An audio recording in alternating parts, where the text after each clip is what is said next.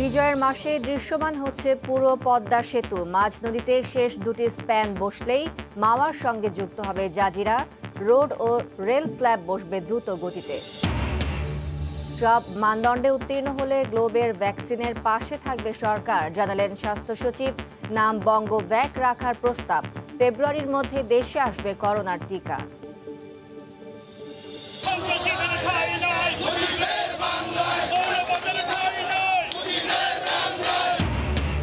বঙ্গবন্ধুর ভাস্কর্য নির্মাণের বিরোধিতার প্রতিবাদে মানববন্ধন, বিক্ষোভ। ধর্ম নিয়ে বিভ্রান্তি ছড়ানো গোষ্ঠীর অপতৎপরতা রুখে দেওয়ার আহ্বান।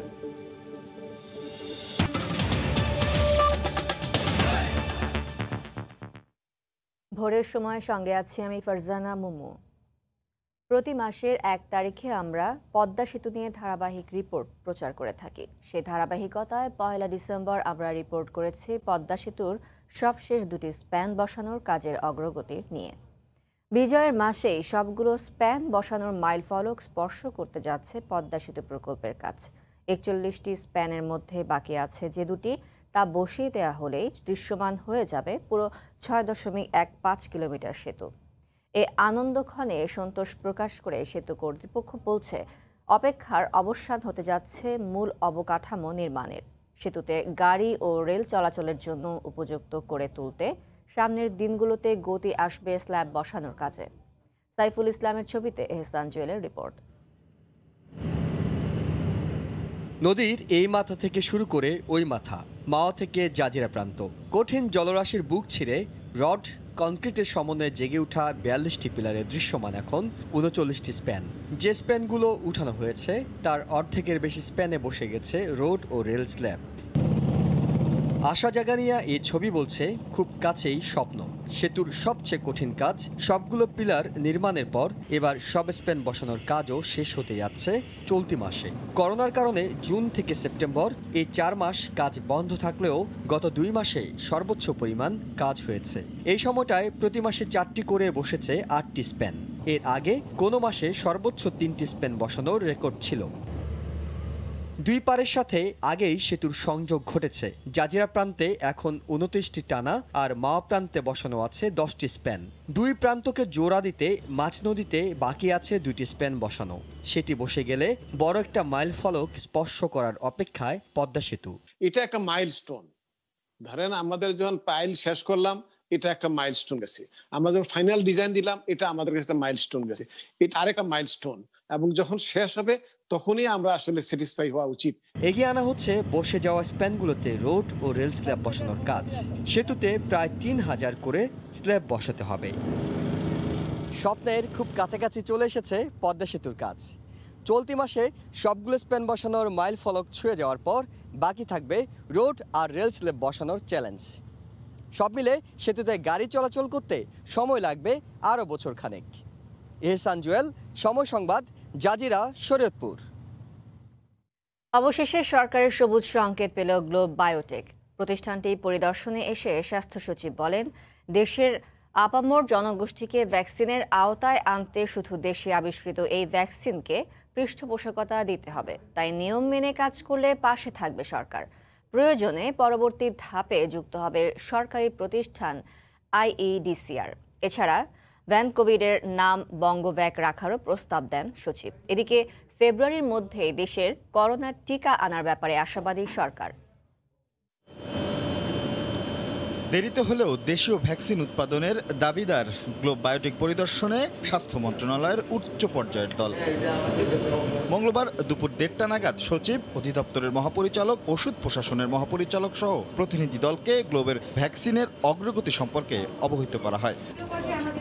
পরে সাংবাদিকদের সঙ্গে আলাপকালে সচিব জানান, গোটা দেশকে টিকার আওতায় আনতে দেশীয় ভ্যাকসিনের বিকল্প নেই। 3 কোটি পেলে আমরা 3 কোটি ডোজ আমরা 1.5 কোটি মানুষকে দিতে পারবো। এর বাইরে আমাদের হিউজ জনসংখ্যা কিন্তু পড়ে আছে। তাদেরকে যখন আমরা এই 17 কোটি মানুষকে টার্গেট করে পর্যায়ক্রমে যখন আমরা দেওয়ার ব্যবস্থা নিব টুডে অর টুমরো, অবশ্যই আমি মনে করি যে দেশের এই প্রোডাক্টের উপর আমাদের নির্ভর করতেই হবে। আমরা অবশ্যই যত দ্রুততার সাথে স্টেপ নেওয়া যায় আমাদের বাংলাদেশের ভিতরে এইটা আমরা অবশ্যই পদক্ষেপ নিব। নিয়ম মেনে কাজ করলে প্রতিটি ধাপেই গ্লোবের পাশে থাকবে সরকার, প্রয়োজনে সার্বিক সহায়তায় থাকবে আইডিসিআর। দ্রুত করার জন্য আমাদের দিক থেকে যতটুকু সহায়তা করা দরকার রেগুলেটর দিক থেকে আমরা এটা করব। তবে আবার এটা আমরা বলে রাখি যে সেফটি, এফিকেসি এবং কোয়ালিটি এর সঙ্গে কোনোভাবে কোনো কম্প্রোমাইজ করে ভ্যাকসিন আমরা করব না। তবে ব্যান কোভিডের নাম বদলে বঙ্গভ্যাক করার প্রস্তাব দেন তারা। বঙ্গবন্ধুর জন্য বাংলাদেশ, বঙ্গবন্ধুর কন্যা আমাদের মাননীয় প্রধানমন্ত্রী শেখ হাসিনা আমাদের এই করোনা প্যান্ডেমিকে আমাদের নেতৃত্ব দিয়ে যাচ্ছেন। এই একটা অবস্থাতে যদি এরকম একটা ভ্যাকসিন হয়, আমাদের সচিব মহোদয় এখানে প্রস্তাব করেছেন বঙ্গভ্যাক্স। এদিকে কালক্ষেপণ করায় আইসিডিডিআরবির পরিবর্তে নতুন সিআরও নিয়োগ দেওয়া হয়েছে বলে জানিয়েছে গ্লোব বায়োটেক। এর আগে মঙ্গলবার সকালে স্বাস্থ্য সচিব জানান, ফেব্রুয়ারির মধ্যেই দেশে টিকা আসছে। খুব তাড়াতাড়ি আমরা ভ্যাকসিন পেয়ে যাব, আশা করছি ফেব্রুয়ারি মাসের মধ্যে আমরা ভ্যাকসিন পেয়ে যাব, বা আরও সম্ভব আগে সম্ভব হলে আগেই পাবো। করোনার দ্বিতীয় ঢেউ মোকাবিলায় হাসপাতালগুলোতে সব প্রস্তুতি নেওয়া হয়েছে বলেও জানান তিনি। মাস্ক পরুন, সেবা নিন। রাশেদ লিমন, সময় সংবাদ, ঢাকা। সারা বিশ্বে প্রতিযোগিতায় থাকা করোনার ভ্যাকসিনের মধ্যে এখন পর্যন্ত সবচেয়ে বেশি কার্যকারিতা পাওয়া গেছে যুক্তরাষ্ট্রের মডার্না ও ফাইজারের, পাশাপাশি জার্মানির বায়োএনটেকের উদ্ভাবিত প্রতিষেধককে। দুটি ভ্যাকসিনই করোনা থেকে 95% পর্যন্ত সুরক্ষা দিতে সক্ষম। তবে অন্যান্য ভ্যাকসিন থেকে এর দাম কিছুটা বেশি। প্রতি 2 ডোজে সর্বনিম্ন $4 থেকে $33 পর্যন্ত খরচ পড়বে। মডার্নার পাশাপাশি প্রতিযোগিতায় থাকা অন্যান্য ভ্যাকসিনের কার্যকারিতা, দাম ও তুলনামূলক বিশ্লেষণ থাকছে এবারের প্রতিবেদনে। করোনা মহামারীর লাগাম টেনে ধরতে আশার আলো দেখাচ্ছে মার্কিন ওষুধ উৎপাদনকারী প্রতিষ্ঠান মডার্না, ফাইজার, জার্মানির বায়োএনটেক এবং ব্রিটেনের অ্যাস্ট্রাজেনেকা। সবশেষ যুক্তরাষ্ট্র ও ইউরোপীয় ইউনিয়নের কাছে নিজেদের উদ্ভাবিত ভ্যাকসিনের অনুমোদনের জন্য আবেদন করেছে মডার্না। আরএনএ টাইপের মডার্নার ভ্যাকসিনের 2 ডোজের 95% পর্যন্ত কার্যকারিতা পাওয়া গেছে। -20°C তাপমাত্রায় এটি 6 মাস পর্যন্ত সংরক্ষণ করা যাবে। মডার্নার ভ্যাকসিনের দাম পড়বে $33। ভাইরাল ভেক্টর টাইপের অক্সফোর্ড অ্যাস্ট্রাজেনেকার উদ্ভাবিত করোনার ভ্যাকসিনের 2 ডোজের কার্যকারিতা পাওয়া গেছে 62 থেকে 90% পর্যন্ত। ফ্রিজে এটি স্বাভাবিক তাপমাত্রাতেই সংরক্ষণ করা যাবে। এটির দাম পড়বে $4। ফাইজার ও জার্মানির বায়োএনটেকের প্রতি 2 ডোজের 95% পর্যন্ত কার্যকারিতা পাওয়া গেছে। এটি সংরক্ষণ করতে হবে -70°C তাপমাত্রায়। আরএনএ টাইপের এই ভ্যাকসিনের দাম পড়বে $20। প্রতিযোগিতায় থাকা রাশিয়ার গ্যামেলিয়া ইনস্টিটিউটের উদ্ভাবিত স্পুটনিক 5 ভ্যাকসিনের প্রতি 2 ডোজে কার্যকারিতা পাওয়া গেছে 92%। স্বাভাবিক তাপমাত্রায় সংরক্ষণ করা যাবে স্পুটনিক 5। 2 ডোজে খরচ হবে $10। ওমর ইনান, সময় সংবাদ। স্বাস্থ্য অধিদপ্তর জানিয়েছে, গতকাল দুপুর পর্যন্ত সবশেষ 24 ঘন্টায় করোনায় মারা গেছেন 31 জন। এ নিয়ে দেশে মৃতের সংখ্যা বেড়ে দাঁড়ালো 6,675 জন। এছাড়া শনাক্ত হয়েছেন 2,293 জন।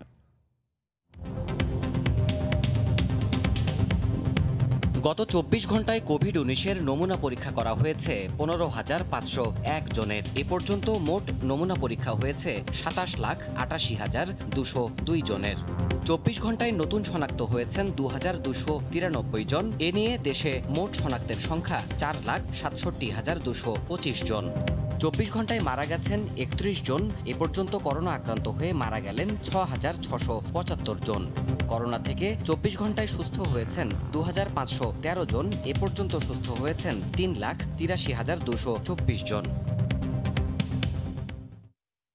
বঙ্গবন্ধুর ভাস্কর্য নির্মাণের বিরোধিতার প্রতিবাদে মঙ্গলবারও রাজধানী সহ দেশের বিভিন্ন স্থানে মানববন্ধন ও বিক্ষোভ করেছে অর্ধশতাধিক সংগঠন।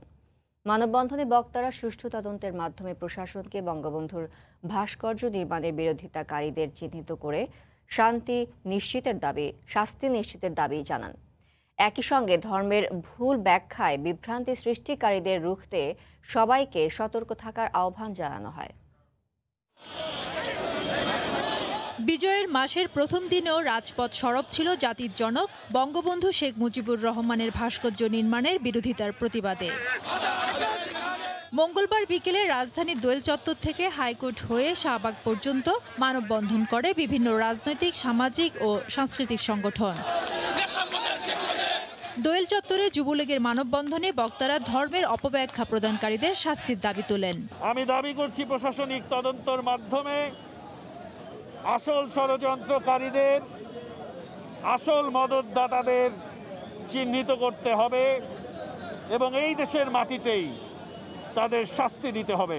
শাহবাগে সম্মিলিত সাংস্কৃতিক জোটে মানববন্ধন থেকে সরকারকে শক্ত অবস্থান নেয়ার আহ্বান জানানো হয়। এই ধরনের বক্তব্য দিয়ে তারা একটা বিভ্রান্তি সৃষ্টি করে, অরাজকতা সৃষ্টি করে তারা আমাদের দেশটাকে পিছিয়ে দিতে চায়।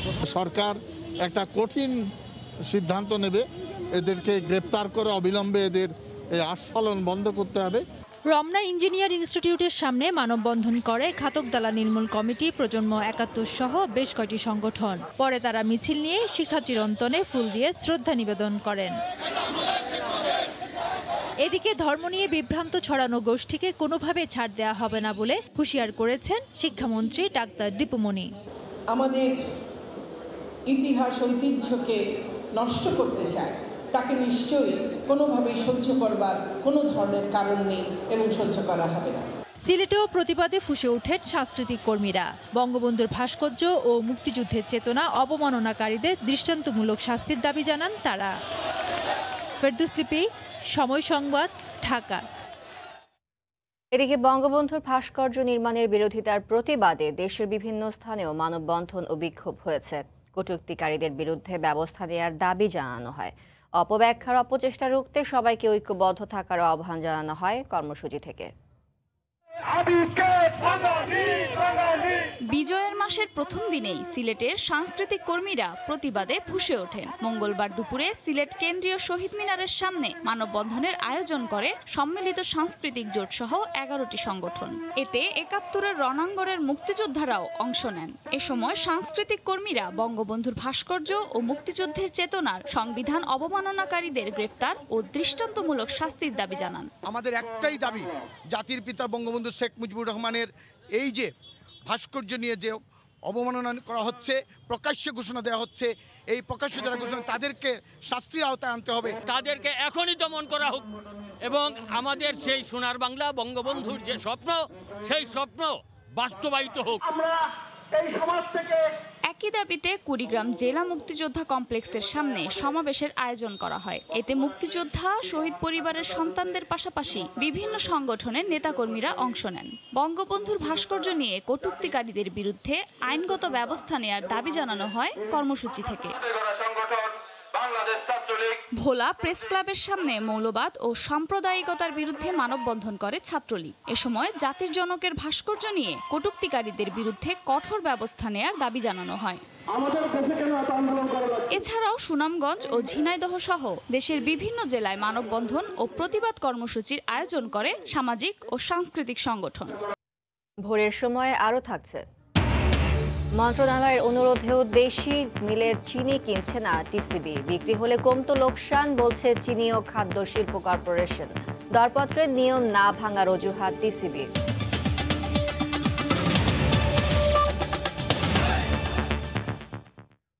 আগামী বর্ষা মৌসুমের আগে ভূমিদস্যুদের কবল থেকে দক্ষিণ ঢাকার খাল উদ্ধারের আশ্বাস দিলেন মেয়র ফজলে নূর তাপস। দুটি খালের বর্জ্য অপসারণ কার্যক্রম পরিদর্শন শেষে তিনি এই হুঁশিয়ারি দেন। বছরের পর বছর বিষয়টির সমাধান না হওয়ায় ক্ষোভও জানান তিনি। দেখে বোঝার উপায় না থাকলেও এটি একটি খাল। ভূমিদস্যুদের অপতৎপরতায় পরিণত হয়েছে ভাগাড়ে। একই চিত্র ঢাকা দক্ষিণ সিটি কর্পোরেশনের অধীনে থাকা 11টি খালে। মঙ্গলবার সকালে ত্রিমোহনী, জিরানি খাল ও শ্যামপুর খালের বর্জ্য অপসারণ ও সীমানা নির্ধারণ কার্যক্রম পরিদর্শনে আসেন ঢাকা দক্ষিণ সিটি কর্পোরেশনের মেয়র ব্যারিস্টার শেখ ফজলে নূর তাপস। আগামী বর্ষা মৌসুমের আগেই খালগুলো পুনরুদ্ধার করে রক্ষণাবেক্ষণের আশ্বাস দেন তিনি। ঢাকা দক্ষিণ সিটি কর্পোরেশনের আওতায় যেই 11টি খাল রয়েছে, সেই খালগুলো পুনরুদ্ধার, রক্ষণাবেক্ষণ, পরিষ্কার পরিচ্ছন্নতার কার্যক্রম আমরা আরম্ভ করেছি। আমরা আগামী বর্ষা মৌসুমের আগেই আমাদের নিজ অর্থায়নেই আমরা এই খালগুলো দখলমুক্ত করব। ভূমিদস্যুদের বিরুদ্ধে ব্যবস্থা নেওয়ারও হুঁশিয়ারি দেন মেয়র। যারা ভূমি অবৈধভাবে দখল করেছে তাদেরকে বিরুদ্ধে জেলা প্রশাসন অবশ্যই ব্যবস্থা নেবে বলে আমরা আশাবাদী। এদিকে খাল দখলমুক্ত করার পদক্ষেপকে স্বাগত জানিয়েছে এলাকাবাসী। যদি এই খালটা হয় তাহলে এখানে পানি জমবে না, সেই ক্ষেত্রে আমাদের অনেক উপকার হবে। আমরা চাই সুস্থ একটা মাপ হয়ে এই জায়গায় সুন্দর একটা খাল। পানি কাঞ্জি যত কিছু করে এই যে মনে করেন বাড়ি ঘরের কাম কাজ মালপত্র অনেক কিছু কষ্ট হইতেছে। খালটা যদি ক্লিয়ার থাকে, কোনো ময়লা না থাকে, তাই তো পানিটা খাল দেওয়া চলে যায়, তাতে আর কোনো সমস্যা হয় না। আবার যেন খাল দখল করতে না পারে সেদিকে নজরদারি বাড়ানোর দাবি তাদের। রোজিনা রোজি, সময় সংবাদ, ঢাকা। যে কোনো সময় ভাঙা হতে পারে নদী দখল করে গড়ে ওঠা এমপি আসলামের মাইশা পাওয়ার প্ল্যান্ট ও আরিশা ইকোনমিক জোন। বিআইডব্লিউটিএ দেরি করলে যে কোনো দিন নদী রক্ষা কমিশনই সংশ্লিষ্ট সংস্থাগুলোকে নিয়ে উচ্ছেদে যাবে। এদিকে নদী কমিশন, নৌ মন্ত্রণালয় ও বিআইডব্লিউটিএ সহ কয়েকটি সরকারি সংস্থা নিয়ে এমপি আসলামের বক্তব্য অনাকাঙ্ক্ষিত ও রাষ্ট্রবিরোধী বলে আখ্যায়িত করেছেন কমিশনের চেয়ারম্যান। মাহমুদ রাকিবের রিপোর্ট। এবছরের ৩রা ও ৪ঠা মার্চ তুরাগ ও বুড়িগঙ্গা দখল করে গড়ে তোলা মাইশা পাওয়ার প্ল্যান্ট ও আরিশা ইকোনমিক জোনের অবৈধ অংশে উচ্ছেদ চালাতে গেলে যৌথ জরিপের দাবি তুলে তাতে বাধা দেন প্রতিষ্ঠান দুটির মালিক এমপি আসলাম। বিআইডব্লিউটিকে অবহিত করছি যে তোমার যদি কোনো নদী থাকে তুমি ভাই আমারে চিহ্নিত করে দিয়ে যাও। তার দাবি অনুযায়ী সংশ্লিষ্ট 8টি প্রতিষ্ঠানকে সঙ্গে নিয়ে সরেজমিন পরিদর্শন ও দফায় দফায় সব পক্ষকে সাথে নিয়ে যৌথ জরিপ করে নদী কমিশন প্রতিবেদনে জানায় মাইশা পাওয়ার প্ল্যান্ট ও আরিশা ইকোনমিক জোন নদীর 54 একর জায়গা দখল করে রেখেছে। তবে এমপি আসলাম সংস্থাগুলোকে প্রতিপক্ষ আখ্যায়িত করে এবারও প্রতিবেদন প্রত্যাখ্যান করেন। পাশাপাশি সংবাদ সম্মেলনে বিএডব্লিউটিএ, নৌ মন্ত্রণালয় ও নদী কমিশনকে নিয়ে বিষোদ্গার করেন। জাতীয় নদী কমিশন কেন প্রতিপক্ষ? এটি আপনার বেতন ভাতা আসে নৌ মন্ত্রণালয় থেকে। সরকারি সংস্থা নিয়ে একজন এমপির এমন মন্তব্যকে দুঃখজনক ও অনাকাঙ্ক্ষিত হিসেবে দেখছেন সংশ্লিষ্ট সংস্থাগুলো। এটা তো প্রমাণিত সত্য। দখল করার পরও যে আচরণ তিনি করছেন, এই আচরণ তো আমি মনে করি যে এটি সংযত হওয়া উচিত। রাষ্ট্রবিরোধী তো বটেই, এই ধরনের আচরণ ব্যক্তিত্বের বহিঃপ্রকাশ। এটি নিয়ে ব্যক্তিগত আক্রমণ, প্রতিষ্ঠানকে আক্রমণ, প্রতিষ্ঠান সবকে কথা বলা, এইটা পদের অপব্যবহার। আমাদের আইনেই বলে দেওয়া আছে গভর্নমেন্ট আমাদের অর্থায়ন করবে, সেই অর্থায়নটা নৌ পরিবহন মন্ত্রণালয়ের মাধ্যমে আসে। বিআইডব্লিউটিএ কারো প্রতিপক্ষ নয়, আমাদের দায়িত্ব দেওয়া আছে সরকার থেকে এবং আমাদের আইন অনুযায়ী আমাদের যে দায়িত্বগুলো আছে তা আমাদের পালন করতেই হবে। বিএডব্লিউটিএ উচ্ছেদের আগে আদালতের বিষয়গুলো আরও যাচাই করার কথা বললেও নদী কমিশন বলছে তার কোনো প্রয়োজন নেই। মাইশা পাওয়ার প্ল্যান্ট ও আরিশা ইকোনমিক জোন উচ্ছেদের ক্ষেত্রে আইনগত কোনো বাধা নেই। টিল নাও আদালতের বা কোনোভাবে কোনো প্রক্রিয়ায় বা সরকারের তরফ থেকেও এইটি নিয়ে কোনো বাধা নেই। উচ্ছেদ অভিযানে তারা যেতে পারেন। সবগুলো বিষয় যখন নিষ্পত্তি হয়ে যাবে আমার মনে হয় তারপরেই আমাদের যাওয়া ভালো হবে, কারণ আইনগতভাবে আমরা কোনো বাধ্যবাধকতার মাঝে যে এই উচ্ছেদ অভিযানটা পরিচালনা করতে চাচ্ছি না। বিএডব্লিউটি যদি বলে যারা উচ্ছেদ করতে পারছেন না, জাতীয় নদী রক্ষা কমিশনও উচ্ছেদে যেতে পারে। তুরাগের মিরপুর অংশ এমপি আসলামের বিরুদ্ধে নদী দখলের অভিযোগ রয়েছে। মাহমুদ রাকিব, সময় সংবাদ, ঢাকা। ভোরের সময় আরও থাকছে। উত্তরের জেলা নীলফামারীর কিশোরগঞ্জে আগাম আলু তোলার ধুম। সরাসরি কৃষকের কাছ থেকে কেনেন পাইকাররা, চলে যায় রাজধানী ঢাকা সহ দেশের বিভিন্ন বাজারে।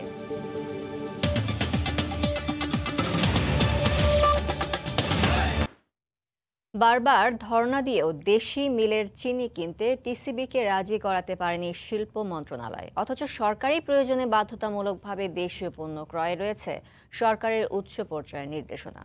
চিনি ও খাদ্য শিল্প কর্পোরেশন বলছে, টিসিবির মাধ্যমে চিনি বিক্রির সুযোগ মিললে কিছুটা হলেও কমত লোকসান। টিসিবির দাবি, চিনি ক্রয়ে দরপত্রের নিয়ম ভাঙার কোনো সুযোগ নেই। জুবাইর ফয়সালের রিপোর্ট।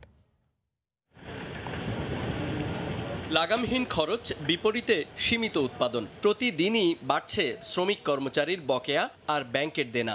এমন চতুর্মুখী সংকটে বিপর্যস্ত সরকারি 15 চিনিকল, যেখান থেকে উত্তরণে চিনি বিক্রি বাড়ানোর সঙ্গে অল্প কিছু পণ্য উৎপাদনেই সীমাবদ্ধ শিল্প মন্ত্রণালয়।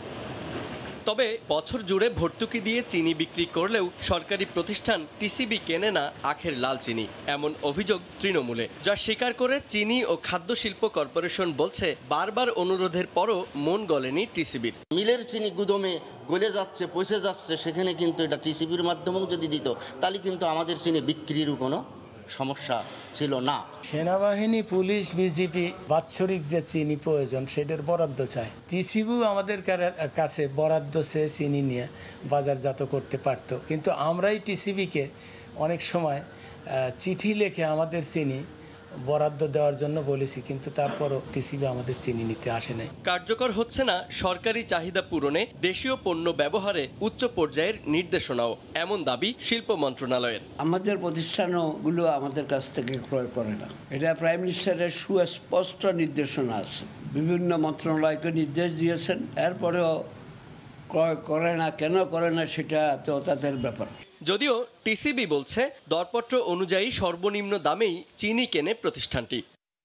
চিনি কর্পোরেশন তো নিজেরাই বিক্রি করার জন্য যথেষ্ট, তারা তো নিজেরা নিজস্ব করতেছে। যদি আমাদের মিলগেট মূল্য হচ্ছে আমাদের টেন্ডারের কম পড়ে, তখন আমাদের টেন্ডার থেকে নিতে হয়। বেসরকারি যে সমস্ত তাদের কম্পিটিটর আছে তার সাথেও যাতে গুণগত বিষয়গুলো তারা কম্পিটিটিভ হতে পারে, সেই জিনিসটাও আমাদের নজরে রাখতে হবে।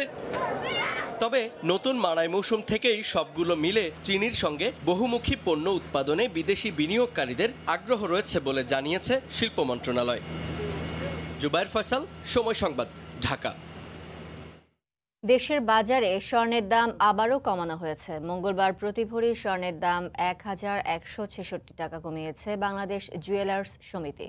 গণমাধ্যমে পাঠানো এক সংবাদ বিজ্ঞপ্তিতে বাজুস জানায়, আন্তর্জাতিক বাজারে ডলার ও জ্বালানি তেলের দরপতন এবং স্বর্ণের বাজারে ওঠানামা সত্ত্বেও দেশের বাজারের অচল অবস্থা কাটাতে স্বর্ণের দাম কমানো হয়েছে। গেল সপ্তাহে প্রতি ভরিতে ২,৫০০ টাকা কমানোর পর আবারও প্রায় ১২০০ টাকা কমায় প্রতি ভরি ২২ ক্যারেট স্বর্ণের দাম পড়বে ৭২,৬৭০ টাকা, ২১ ক্যারেট ৬৯,৫০০ টাকা, আর ১৮ ক্যারেটের স্বর্ণ গুনতে হবে ৫৯,৮৪০ টাকা। এছাড়া প্রতি ভরি সনাতনী স্বর্ণের দাম নির্ধারণ করা হয়েছে ৫০,৫০০ টাকা। স্বর্ণের নতুন দাম কার্যকর হবে বুধবার থেকে। স্বর্ণের দাম পরিবর্তন করা হলেও রূপা বিক্রি হবে আগের দামে। বদলে গেছে মেড ইন জিঞ্জিরার মানে। একসময় তাচ্ছিল্য করা হলেও আজ সেখানে শিল্পনগরী। ছোট বড় মেরামত থেকে আস্ত জাহাজ তৈরি সবই হচ্ছে বুড়িগঙ্গার ওই পারে। আবার এসব জাহাজের ২৫% যন্ত্রাংশই যোগান দিচ্ছে পাশে গড়ে ওঠা মাঝারি শিল্প। তবে সরকারের পৃষ্ঠপোষকতার অভাবে কাঙ্ক্ষিত লক্ষ্যে পৌঁছাতে পারছে না তারা। যদিও শিল্প মন্ত্রণালয় বলছে এসব শিল্পকে এক করে নিতে কাজ করছেন তারা। একটা সময় ছিল নকল পণ্যের সমর্থক হিসেবে ব্যবহার হতো মেড ইন জিঞ্জিরা। কালের বিবর্তনে এখানে একে একে ক্ষুদ্র মাঝারি থেকে গড়ে উঠেছে জাহাজ নির্মাণের মতো ভারী শিল্প। তাই এখানে এখন যে শিল্প সাম্রাজ্য গড়ে উঠেছে তাতে খুব সহজেই গর্ব করে বলার সময় এসেছে, সময়টা এখন মেড ইন জিঞ্জিরা। নদীর এই পাশে সারাদিন কানে বাজে এমন টুকটাক শব্দ। দিনে দিনে বুড়িগঙ্গার পার ঘেঁষে প্রায় ১৫০ এমন ডকইয়ার্ড গড়ে উঠেছে। একটা সময়ে ছোটখাটো মেরামতের কাজ করলেও এখন যাত্রীবাহী আর পণ্যবাহী জাহাজের সকল মেরামতি হয় এই এলাকায়। চট্টগ্রাম থেকে আসা ইস্পাতের পাত, হাতুড়ি বাটালি আর ওয়েল্ডিংয়ের মাধ্যমেই সনাতনী কায়দায় চলে দিনরাত কাজ। শুধু কি মেরামত, আস্ত জাহাজও তৈরি করে ফেলেছেন এখানকার শ্রমিকরা। আমরা অলরেডি মনে করেন এটা যা আছে বানাইতে সবই পারি। নতুন বানাই, পুরান করি, রিফাইন করি। আবার পাশেই এই জাহাজ নির্মাণকে ঘিরে গড়ে উঠেছে মাঝারি শিল্প। এখানেও সনাতনী ম্যাজিক। হাতে হাতেই তৈরি হচ্ছে জাহাজের অনেক যন্ত্র ও যন্ত্রাংশ। ছোট বড় জাহাজের পাখা এখানে তৈরি হচ্ছে পেশাদার দক্ষ হাতে। দরকার এসব শিল্পকে একটু তুলে ধরা। এটা একটা ডাইস উড়ায় ফেলানোর পরে এটা আবার রিফারিং করুম, রিফারিংয়ের পরে হিট দিমু, হিট দেওয়ার পরে পিতল গালামু, তারপরে ঢালুম, তারপরে নতুন একটা পপুলার হয়ে যাব। যে কোনো ডাইসের পাখা সেম টু সেম 19-20 হবে না, 20-20। বিদেশি একটা পাখা কিনতে গেলে দেখা যায় টাকা লাগবে 6 লাখ, ওই পাখাটাই আমরা দিতেছি 4 লাখ টাকায়। সরকার যদি আমার সহযোগিতা করে বাইরে আর যাইতে দিন, আমাদের দেশে এইগুলা তৈরি হতে পারতেছে। শিল্প মন্ত্রণালয় বলছে এরই মধ্যে এই শিল্পকে একটি কাঠামোয় নিতে কাজ চলছে। মুন্সিগঞ্জে আধুনিক শিল্প পার্ক কাজ শুরু হয়েছে এবং সাভারে আমরা একদম নদীর পাড়ে 500 একর জমির উপরে আরেকটি শিল্প পার্ক করছি। মূলত এই ধরনের শিল্প কারখানা স্থাপনের জন্য সেখানে জমি বরাদ্দ দেওয়া হবে। 80-র দশক থেকে ধীরে ধীরে উত্থান হয় জিঞ্জিরার এই শিল্প। রাশেদ লিমন, সময় সংবাদ, ঢাকা। ভোরের সময় আরও থাকছে। পাবনায় অপরিকল্পিত শিল্প কারখানার বিষাক্ত বর্জ্যে নষ্ট হচ্ছে শত শত একর জমির ফসল। স্থায়ী জলাবদ্ধতায় কৃষি জমি অনাবাদি হওয়ায় বিপাকে কৃষক।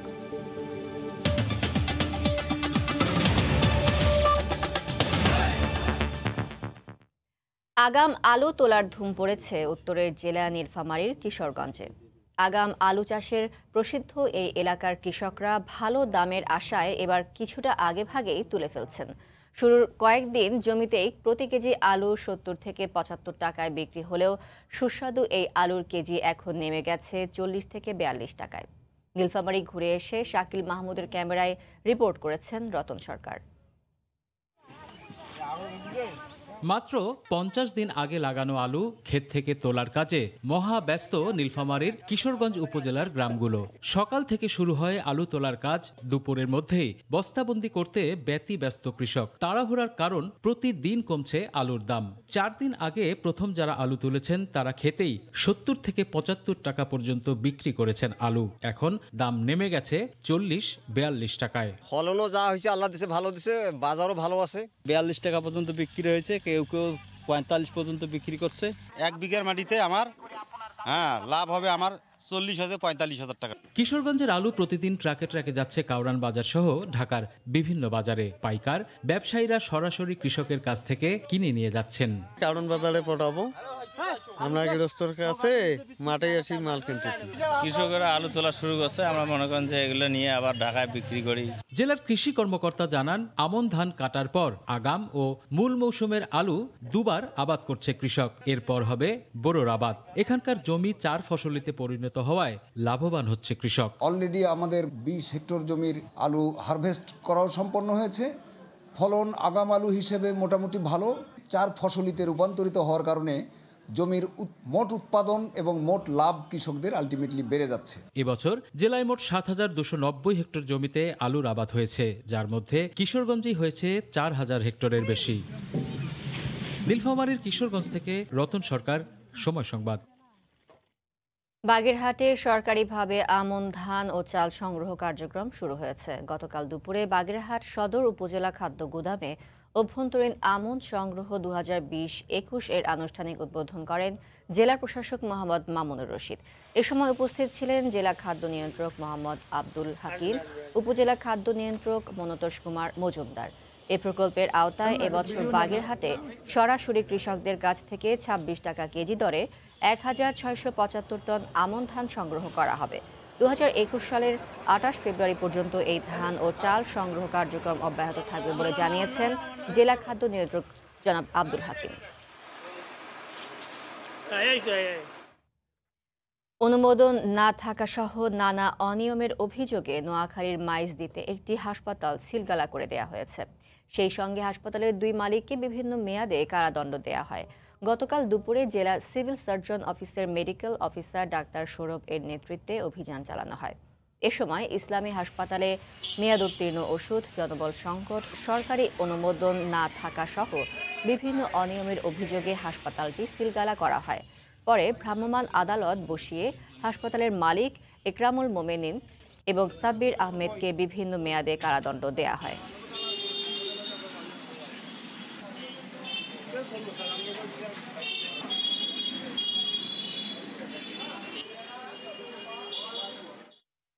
নোয়াখালীতে পোল্ট্রি ব্যবসায়ী ও খামারিরা বিভিন্ন দাবিতে মানববন্ধন করেছেন।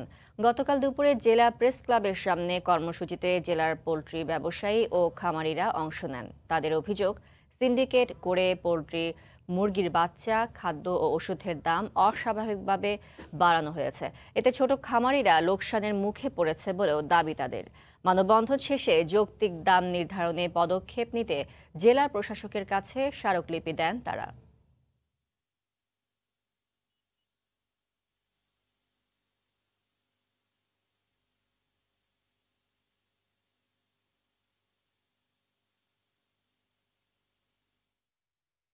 রাজশাহীতে নিরাপদ সড়ক চাই আন্দোলনের ২৭তম প্রতিষ্ঠাবার্ষিকী উপলক্ষে মানববন্ধন ও পথসভা হয়েছে।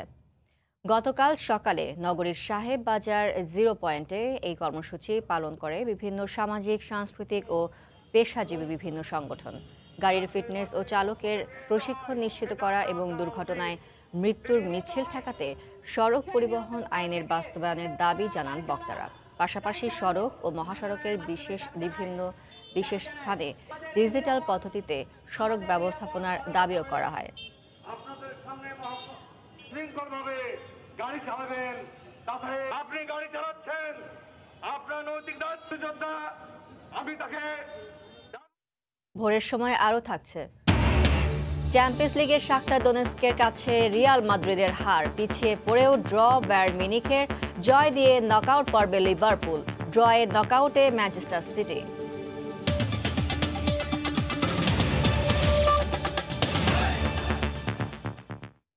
যুক্তরাষ্ট্রে করোনা পরিস্থিতির কোনো উন্নতি নেই। মঙ্গলবারও দেশটিতে 1.5 লাখের বেশি মানুষ আক্রান্ত হয়েছেন, মারা গেছেন 2,500-এর বেশি। যুক্তরাষ্ট্রের করোনা পরিস্থিতির সবশেষ খবর জানাতে এই মুহূর্তে নিউ ইয়র্কে আছেন সহকর্মী হাসানুজ্জামান সাকি। সরাসরি চলে যাচ্ছি তার কাছে। সাকি। মোমো, আপনাকে ধন্যবাদ। আপনি করোনা পরিস্থিতির কথা আপনি বলছিলেন মোমো। আমি আপনাকে বলছি যে যেটি আপনি বলছিলেন যে এখনও কিন্তু হাজার হাজার লাখের উপরে মানুষ প্রতিদিন করোনা ভাইরাসে আক্রান্ত হচ্ছেন এবং মারা যাচ্ছেন হাজার হাজার মানুষ। এই যে দ্বিতীয় ধাপে যুক্তরাষ্ট্রে করোনা ভাইরাস যে তার নিজের যে আক্রমণ শুরু করেছে, যে হানা দিয়েছে যুক্তরাষ্ট্রে, তাতে কিন্তু প্রায় নাজেহাল। আপনি যে আপনাকে মোমো জানাই যে আজকে দিনে মঙ্গলবার যুক্তরাষ্ট্রে 94,000 মানুষ যুক্তরাষ্ট্র জুড়ে কিন্তু হাসপাতালে ভর্তি হয়েছে করোনা রোগে আক্রান্ত হয়ে। তো এরকম একটি পরিস্থিতি যখন চলছে তখন সবচেয়ে আশার যে কথাটি সেটি আমরা সবাই জানি, সেটি হচ্ছে যুক্তরাষ্ট্র প্রথম করোনা ভাইরাসের ভ্যাকসিন আবিষ্কার করেছে। এখন এই ভ্যাকসিনটি কবে নাগাদ সাধারণ মানুষের কাছে আসবে, কবে নাগাদ বাজারজাতকরণ হবে, সেটি হচ্ছে এখন সবচেয়ে আলোচ্য বিষয়। এবং যে কথাটি আলোচিত হচ্ছে যে ডিসেম্বরের 10 থেকে 11 তারিখের মধ্যে যে FDA যে বৈঠক করবে, সেই বৈঠকের মধ্যে এই যে ভাইরাসটি সেটির একটি অনুমোদন দেয়া হবে। সেই অনুমোদন দেওয়ার পরে ফাইজার ইতিমধ্যেই ঘোষণা করেছে যে তারা মাত্র 24 ঘন্টা সময় নেবে যে এটি বাজারজাতকরণ করার জন্য। অর্থাৎ আমরা ধরেই নিতে পারি যে এই ভ্যাকসিনটি ইতিমধ্যে একেবারে প্রোডাকশনের মধ্যে, উৎপাদনের মধ্যে রয়েছে। FDA যখনই এটি অনুমোদন করবে তার 24 ঘন্টা একদিনের মধ্যে কিন্তু এটি মানুষের কাছে চলে আসবে। এখন সাধারণ মানুষের মধ্যে কথা এবং সব জায়গায় যেটি আলোচনা হচ্ছে যে কারা এই ভ্যাকসিনটি আগে পাবে।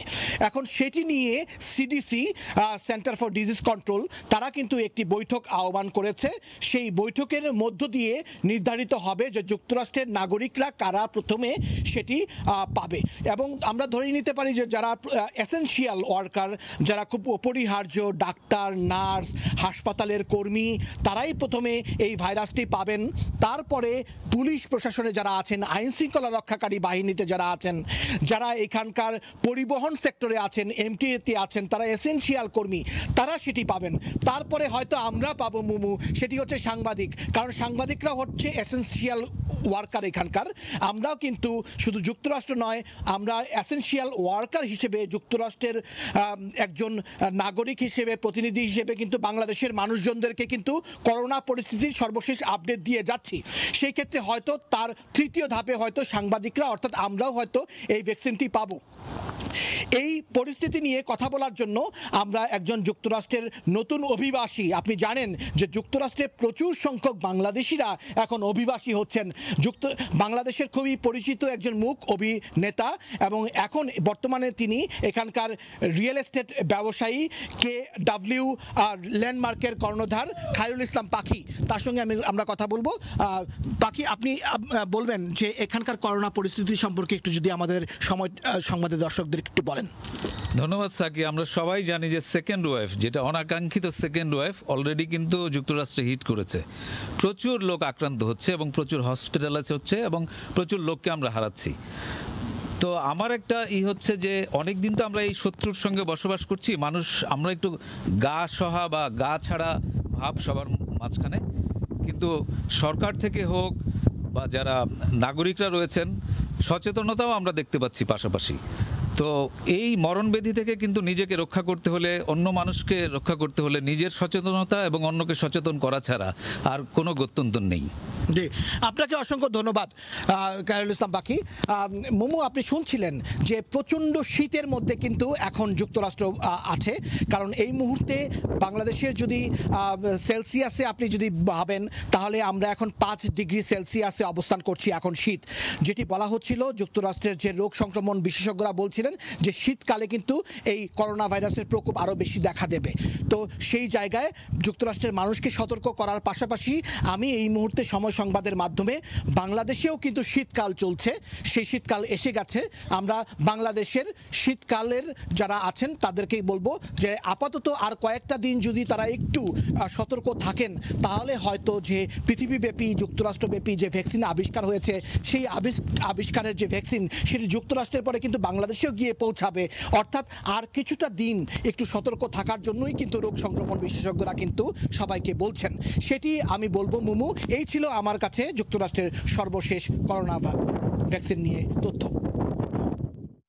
করোনা পরিস্থিতির সবশেষ খবর জানাতে যুক্তরাষ্ট্রের নিউ ইয়র্ক থেকে যুক্ত হয়েছিলেন সহকর্মী হাসানুজ্জামান সাকি। মহামারী করোনার প্রভাব পড়েছে কুয়েতের ব্যবসা বাণিজ্যে। বেচাকেনায় মন্দাভাব দেখা দেয়ায় স্থানীয় ব্যবসায়ীদের পাশাপাশি বিপাকে পড়েছেন প্রবাসী বাংলাদেশিরা। কুয়েত প্রতিনিধি শরীফ মোহাম্মদ মিজানুর রহমানের তথ্য ছবি নিয়ে রিপোর্ট। করোনা মোকাবেলায় শুরু থেকেই নানা বিধিনিষেধ জারি করে কুয়েত সরকার। ঘোষণা করা হয় 5 ধাপের কার্যক্রম। তবে চতুর্থ ধাপেই জনসচেতনতা ও স্বাস্থ্যবিধি মেনে খুলে দেওয়া হয় নানা প্রতিষ্ঠান। করোনার দ্বিতীয় ঢেউয়ে দেশটিতে প্রতিদিনই আক্রান্তের সংখ্যা বাড়ছে, পাল্লা দিয়ে মৃত্যুর সংখ্যাও বাড়ছে। করোনার প্রভাব পড়েছে কুয়েত সুলাইবিয়া সবজি মার্কেটে, প্রবাসীদের খাবার হোটেল ও রেস্টুরেন্টগুলোতে। বেচাকেনা তেমন না হয় ব্যবসা প্রতিষ্ঠান নিয়ে চরম বিপাকে পড়েছেন ব্যবসায়ীরা। দোকান ভাড়া ও কর্মচারীদের বেতন ভাতা দিতে হিমশিম খাচ্ছেন অনেকে। করোনা পরবর্তী পরিস্থিতিতে আমাদের ব্যবসা বাণিজ্য আগের মতো নাই এবং মোটামুটি সার্ভাইভ করার চেষ্টা করতেছি। দিনের পর দিন লোকসানের পাল্লা ভারী হওয়ায় ব্যবসা প্রতিষ্ঠান বিক্রি করে নিজ দেশে চলে যাচ্ছেন অনেক প্রবাসী। এই অবস্থায় প্রবাসী ব্যবসায়ীরা কুয়েত সরকারের পাশাপাশি বাংলাদেশ দূতাবাসের সহযোগিতা কামনা করেছেন।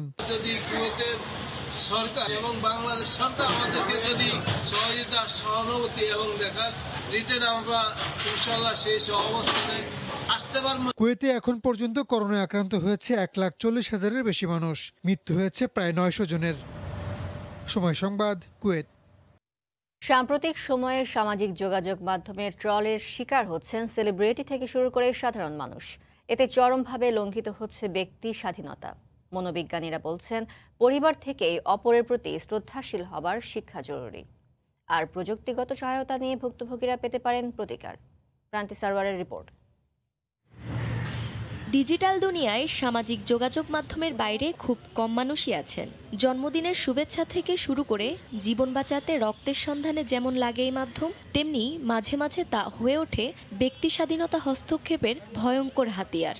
সাম্প্রতিক সময়ের কয়েকটি ঘটনা চোখে আঙুল দিয়ে আবারও প্রশ্নের মুখে দাঁড় করিয়েছে একটি মানুষের অন্দরমহলে কতটুকু উকি দেওয়া যাবে। কলকাতার জনপ্রিয় ও মেধাবী অভিনেতা অনির্বাণ ভট্টাচার্য বিয়ে করেছেন তার দীর্ঘদিনের বন্ধু মধুরিমা গোস্বামীকে। অথচ তাদের বিয়েতে মধুরিমার দৈহিক গঠন, গায়ের রং নিয়ে শুরু হয় ট্রলের বন্যা। একই রকম পরিস্থিতির মুখোমুখি হয়েছেন বাংলাদেশের অভিনেত্রী শবনম ফারিয়া। নিজের ফেসবুক স্ট্যাটাসে জানিয়েছিলেন ডিভোর্সের কথা। ব্যাখ্যা করেছেন তিনি কেন ডিভোর্স দিয়েছেন তার স্বামী অপুকে। তবুও নিস্তার মেলেনি ট্রল থেকে। কেবল মিডিয়ার মানুষ নন, সাধারণ মানুষও এই ট্রলের শিকার হচ্ছেন।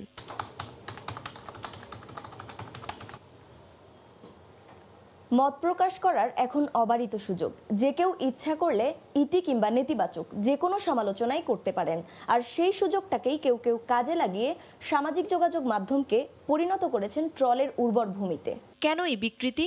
যে কোনোভাবে একটি মন্তব্য করতে পারাতেই যেন সুখ। তবে উপায় কি? আমাদের ফ্যামিলি ব্যাকগ্রাউন্ডটা কেমন, আমরা কোন পরিবার থেকে এসেছি, এটাও কিন্তু একটা বড় ভূমিকা পালন করে। প্রশ্ন হলো, এই অসঙ্গতি কিংবা সংকটের পিছনে গণমাধ্যম কি দায় এড়াতে পারে?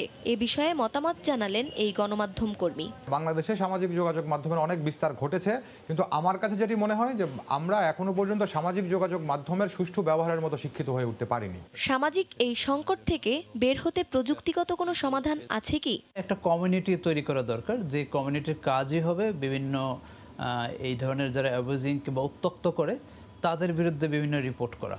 সামাজিক যোগাযোগ মাধ্যম হোক সকলের ভালোবাসা আর সৌহার্দ্যের উর্বর ভূমি। প্রান্তি সারোয়ার, সময় সংবাদ, ঢাকা। পাবনায় অপরিকল্পিতভাবে গড়ে ওঠা শিল্প কারখানার বিষাক্ত বর্জ্যে শত শত একর জমির ফসল নষ্টের অভিযোগ উঠেছে। পানি নিষ্কাশনের ব্যবস্থা না করেই কারখানা চালু করায় স্থায়ী জলাবদ্ধতায় অনাবাদী হয়ে পড়েছে ঈশ্বরদীর 10 গ্রামের ফসলি জমি। দুর্গন্ধযুক্ত বর্জ্যের সংস্পর্শে মরছে পুকুরের মাছ, ছড়িয়ে পড়ছে নানা পানিবাহিত রোগ। পাবনা থেকে এস.এ. আসাদের তথ্য ছবিতে রিপোর্ট। 2017 সালে পাবনার মুলাডুলির সরাইকান্দি গ্রামের ভদ্রার বিলে বিএডিসি, পানাসি, পাবনা নাটোর সিরাজগঞ্জ সেচ প্রকল্পের আওতাধীন জমি কিনে গড়ে তোলা হয় রশিদ পেপার মিল। স্থানীয়দের অভিযোগ, মিলের নির্গত বর্জ্য ও রাসায়নিক মিশ্রিত পানিতে নষ্ট হচ্ছে ধানসহ বিভিন্ন ফসল। স্থায়ী জলাবদ্ধতায় কৃষিজমি অনাবাদী হয়ে পড়ায় বিপাকে পড়েছেন চাষিরা। দুর্গন্ধযুক্ত বিষাক্ত পানিতে পরিবেশ দূষণের পাশাপাশি শরীরে ছড়িয়ে পড়ছে নানা ধরনের চর্মরোগও। পানির ভিতরে আমরা পাগুলা দিলেই যে পাগুলার ভিতরে ঘাও হয়, পচরানো হয়। আবাদ হবে না, তখন জমি বাধ্য হয়ে বেচা লাগবে ওর কাছে। 500 একর জমিকে নষ্ট করে ফেলেছে। যোগাযোগের চেষ্টা করছে এবং প্রতিকার চাইছে, তারা আমাদেরকে কোনো প্রতিকার দেয় নাই। তারা হুমকি দেয় যে আমাদের অস্ত্রবাদের দখল 5টা লোক মালিকই হবে। কেবল মাঠের ফসলই নয়, পেপার মিলের রাসায়নিক মিশ্রিত পানি পুকুরে মেশায় মারা যাচ্ছে মাছও। বারবার চেষ্টা করেও সমাধান দিতে পারছেন না জনপ্রতিনিধিরাও। এখান থেকে হাফ কিলোমিটার বেশি আমার বাড়ি, সেখানেও মাছ মরি শেষ। আমরা বারবার তাদের অনুরোধ করেছি, কিন্তু তারা আমাদের কোনো অনুরোধে তারা কোনো সুরক্ষা দেয় না। তবে রশিদ পেপার মিল কর্তৃপক্ষ বলছে, স্থানীয়দের অভিযোগ অসত্য। পানি নরমালি এখান থেকে বের হয়ে বাইরে যাবে না, খুবই সামান্য পানি যাওয়ার জন্য আমরা হয়তো আমাদের পুরে সেটেল করে আবার ওই পানি আমরা টান দিয়ে সামনে নিয়ে বাইরে পানি যাবে না। কৃষি জমি নষ্ট করে শিল্পায়ন করা হলে ব্যবস্থা নেওয়ার আশ্বাস দেন জেলা প্রশাসক। যেসব প্রতিষ্ঠান পরিবেশ ছাড়পত্র ছাড়া বা অন্যের ক্ষতি করে নিজেদের শিল্প উৎপাদন করবে, তাদের বিরুদ্ধে আমরা আইনগত ব্যবস্থা নেব। ফসল ও সম্পদ বাঁচাতে মানববন্ধন ও বিক্ষোভ সমাবেশ করে প্রধানমন্ত্রীর হস্তক্ষেপ কামনা করেছেন ভুক্তভোগীরা। সময় সংবাদ, পাবনা। করোনার কারণে দীর্ঘ 8 মাস 3 দিন বন্ধ থাকার পর ইতিহাস ও ঐতিহ্যের ধারক নাটোরের উত্তরা গণভবন দর্শনার্থীদের জন্য খুলে দেওয়া হয়েছে। গণভবন খোলা পেয়ে বাড়ছে দর্শনার্থীর ভিড়। তবে করোনার সংক্রমণ প্রতিরোধে দর্শনার্থীদের স্বাস্থ্যবিধি মেনে চলার আহ্বান জানান জেলা প্রশাসক। নাটোর প্রতিনিধি আল মামুনকে সাথে নিয়ে সাইফুর রহমান রাকির রিপোর্ট। ক্যামেরায় ছিলেন আব্দুস সালাম। নাটোর শহর থেকে মাত্র 3 কিলোমিটার উত্তরে উত্তরা গণভবন। শুনশান নীরবতা কাটিয়ে 23 নভেম্বর থেকে দর্শনার্থীদের পদচারণায় ঐতিহাসিক এই স্থানটি ফিরে পেয়েছে প্রাণচাঞ্চল্য। চারিদিকে মনোরম লেক, সূর্য প্রাচীর পরিবেষ্টিত ছোট বড় 12টি কারুকার্য খচিত ও দৃষ্টিনন্দন ভবন নিয়ে 41 একর জমির উপরে অবস্থিত উত্তরা গণভবন। দেশি বিদেশি মূল্যবান দুষ্প্রাপ্য গাছসহ প্রাচীন রাজপ্রাসাদের কারুশৈলী দেখে মুগ্ধ দর্শনার্থীরা। ঐতিহ্যের সাথে গাথা, এগুলো দেখলে সবার মধ্যে একটা সেরকম ইমোশন তৈরি হয়। রাজবাড়ি দেখলাম, দিঘি দেখলাম, আসছি পরিবারের সঙ্গে। তাদের ঐতিহ্য কিরকম ছিল, তো অনেক সুন্দর জায়গাটা। দূর দূরান্ত থেকে পরিবার পরিজন নিয়ে ঘুরতে এসে অনেকে আনন্দঘন মুহূর্তগুলোকে স্মৃতির মণিকোটায় ধরে রাখতে ক্যামেরায় ফ্রেমবন্দি করেছেন। এছাড়া চিড়িয়াখানায় থাকা হরিণ, বানর ও পাখি আনন্দ দিচ্ছে শিশুদেরও। ঘুরতে খুবই ভালো লাগে, হচ্ছে চারিদিকেও খুব সুন্দর। ওখানে হরিণ আছে, ময়না পাখি আছে, বানর আছে, অনেক কিছু আরো আছে। আগেকার রাজারা কেমন লাইফস্টাইল ছিল তাদের, সেই লাইফস্টাইল সম্পর্কে ধারণা নিতে পারলাম। করোনার দ্বিতীয় ঢেউ শুরু হওয়ায় স্বাস্থ্যবিধি মেনে দর্শনার্থীদের উত্তরা গণভবনে আসার অনুরোধ জানান জেলা প্রশাসক। 10 জন, 20 জন, 50 জন মানুষের যদি আলাদা আলাদা থাকে তার মতো করে দূরে দূরে, তাহলে কিন্তু এখানে যে স্বাস্থ্যবিধি 3 ফিট বা 6 ফিট দূরত্ব, সেটি কিন্তু লঙ্ঘিত হওয়ার কোনো সুযোগ নেই। 1734 সালে রাজা দয়রাম রায় এই রাজবাড়িটি প্রতিষ্ঠা করেন। 1967 সালে এটি গভর্নর হাউস হিসেবে পরিচিতি পায়। 1973 সালে বঙ্গবন্ধু শেখ মুজিবুর রহমান এটিকে উত্তরা গণভবন নামকরণ করেন। এখন রাজা নেই, নেই তাদের রাজত্ব, কিন্তু কালের সাক্ষী হয়ে মাথা উঁচু করে দাঁড়িয়ে আছে প্রাচীন এই নিদর্শনগুলো। নাটোরের উত্তরা গণভবন থেকে সাইফুর রহমান রকি, সময় সংবাদ। ভোর থেকে ক্রেতা বিক্রেতার হাঁক ডাকে মুখর থাকে মুন্সিগঞ্জের মাওয়া মৎস্য আড়ত। ইলিশ সহ নানা ধরনের মাছের সরবরাহ থাকে এই আড়তে। এই মুহূর্তে সেখানে আছেন সহকর্মী নাসির উদ্দিন উজ্জ্বল। বিস্তারিত জানতে সরাসরি চলে যাচ্ছি তার কাছে। উজ্জ্বল, মোমো পদ্মা পারে যেন ইলিশের মেলা বসেছে, বড় আকারে ইলিশে ভরে গেছে পুরো বাজার।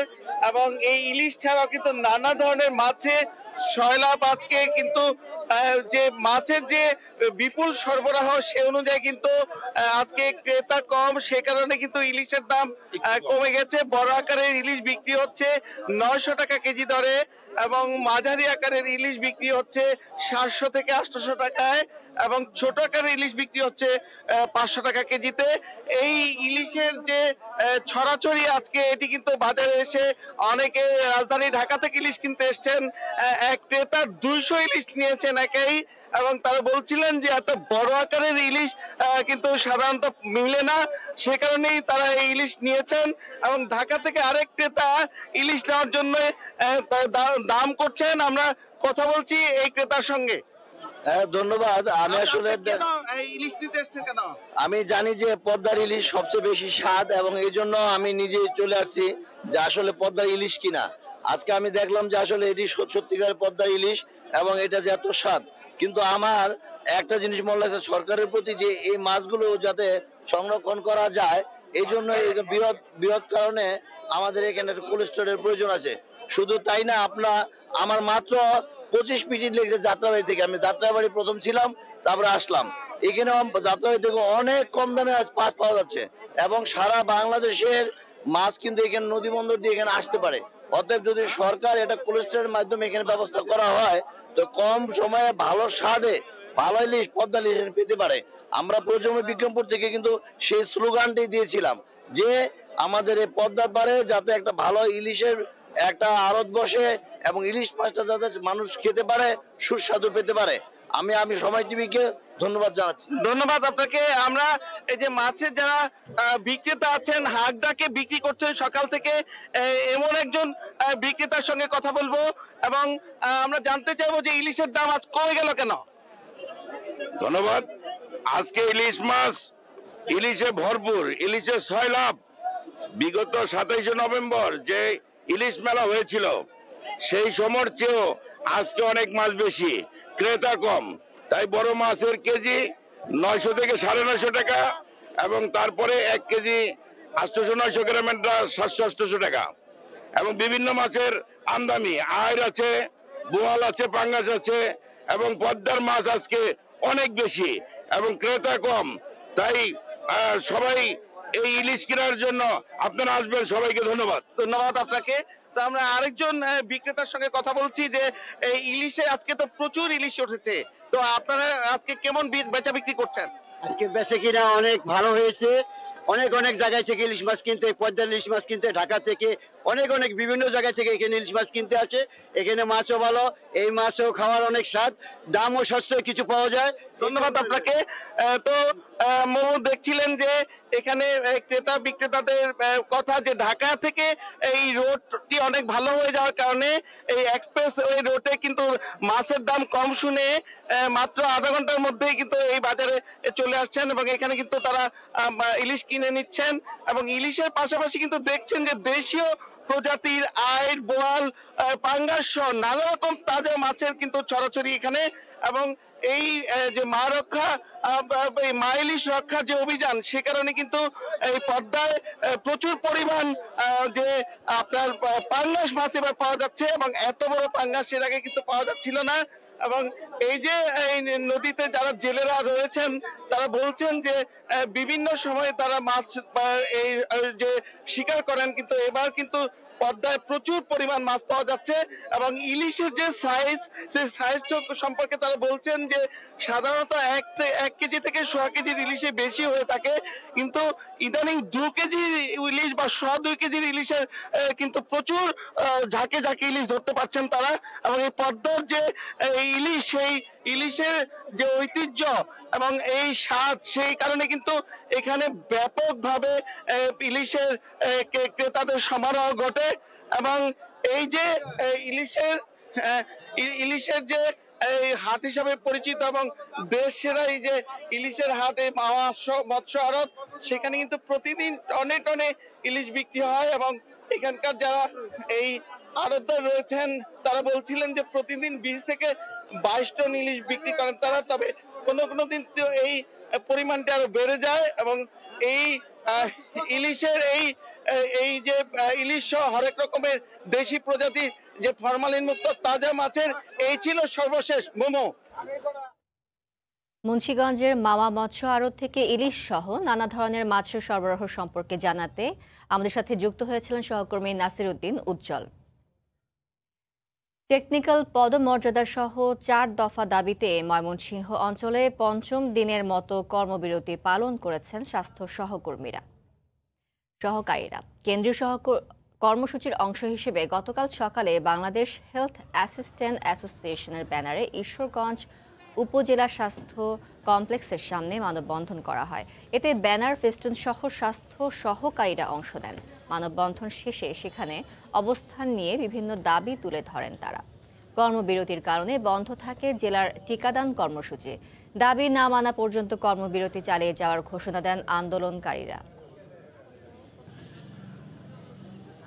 আমরা কেউ 28 বছর চাকরি করছি, কেউ 22 বছর চাকরি করছি, তাদের কোনো পদোন্নতিও এ পর্যন্ত নাই। আমরা টেকনিক্যাল কাজ করি, আমরা টেকনিক্যাল পদমর্যাদা চাই এবং আমাদের বেতন বৈষম্য নিরসন করে নির্দিষ্ট সময়ের মধ্যে আমাদেরকে পদোন্নতি দেওয়া। যতক্ষণ না পর্যন্ত আমাদের দাবি আদায় না হবে ততক্ষণ আমরা কর্মবিরতিতে অবস্থান করব। নানা আয়োজনে মোংলা সমুদ্র বন্দরের 70তম প্রতিষ্ঠাবার্ষিকী উদযাপন করা হয়েছে। গতকাল সকাল 10টায় প্রতিষ্ঠাবার্ষিকীর উদ্বোধন করেন বন্দর কর্তৃপক্ষের chairman rear admiral M Shahjahan সহ ঊর্ধ্বতন কর্মকর্তারা। এর আগে র্যালি শেষে বন্দর ভবনে আয়োজিত সংবাদ সম্মেলনে উন্নয়ন অগ্রযাত্রা ও সম্ভাবনার বিভিন্ন দিক নিয়ে বক্তব্য রাখেন বন্দরের চেয়ারম্যান। আধুনিক ও ডিজিটাল বন্দরে পরিণত করার লক্ষ্যে সংশ্লিষ্ট প্রতিষ্ঠানগুলোকে আরও উদ্যোগী হওয়ার আহ্বান জানান বন্দর কর্তৃপক্ষ। জানা যায় 1950 সালে চালনা অ্যাঙ্করেজ পোর্ট নামে মোংলা সমুদ্র বন্দরের যাত্রা শুরু হয়।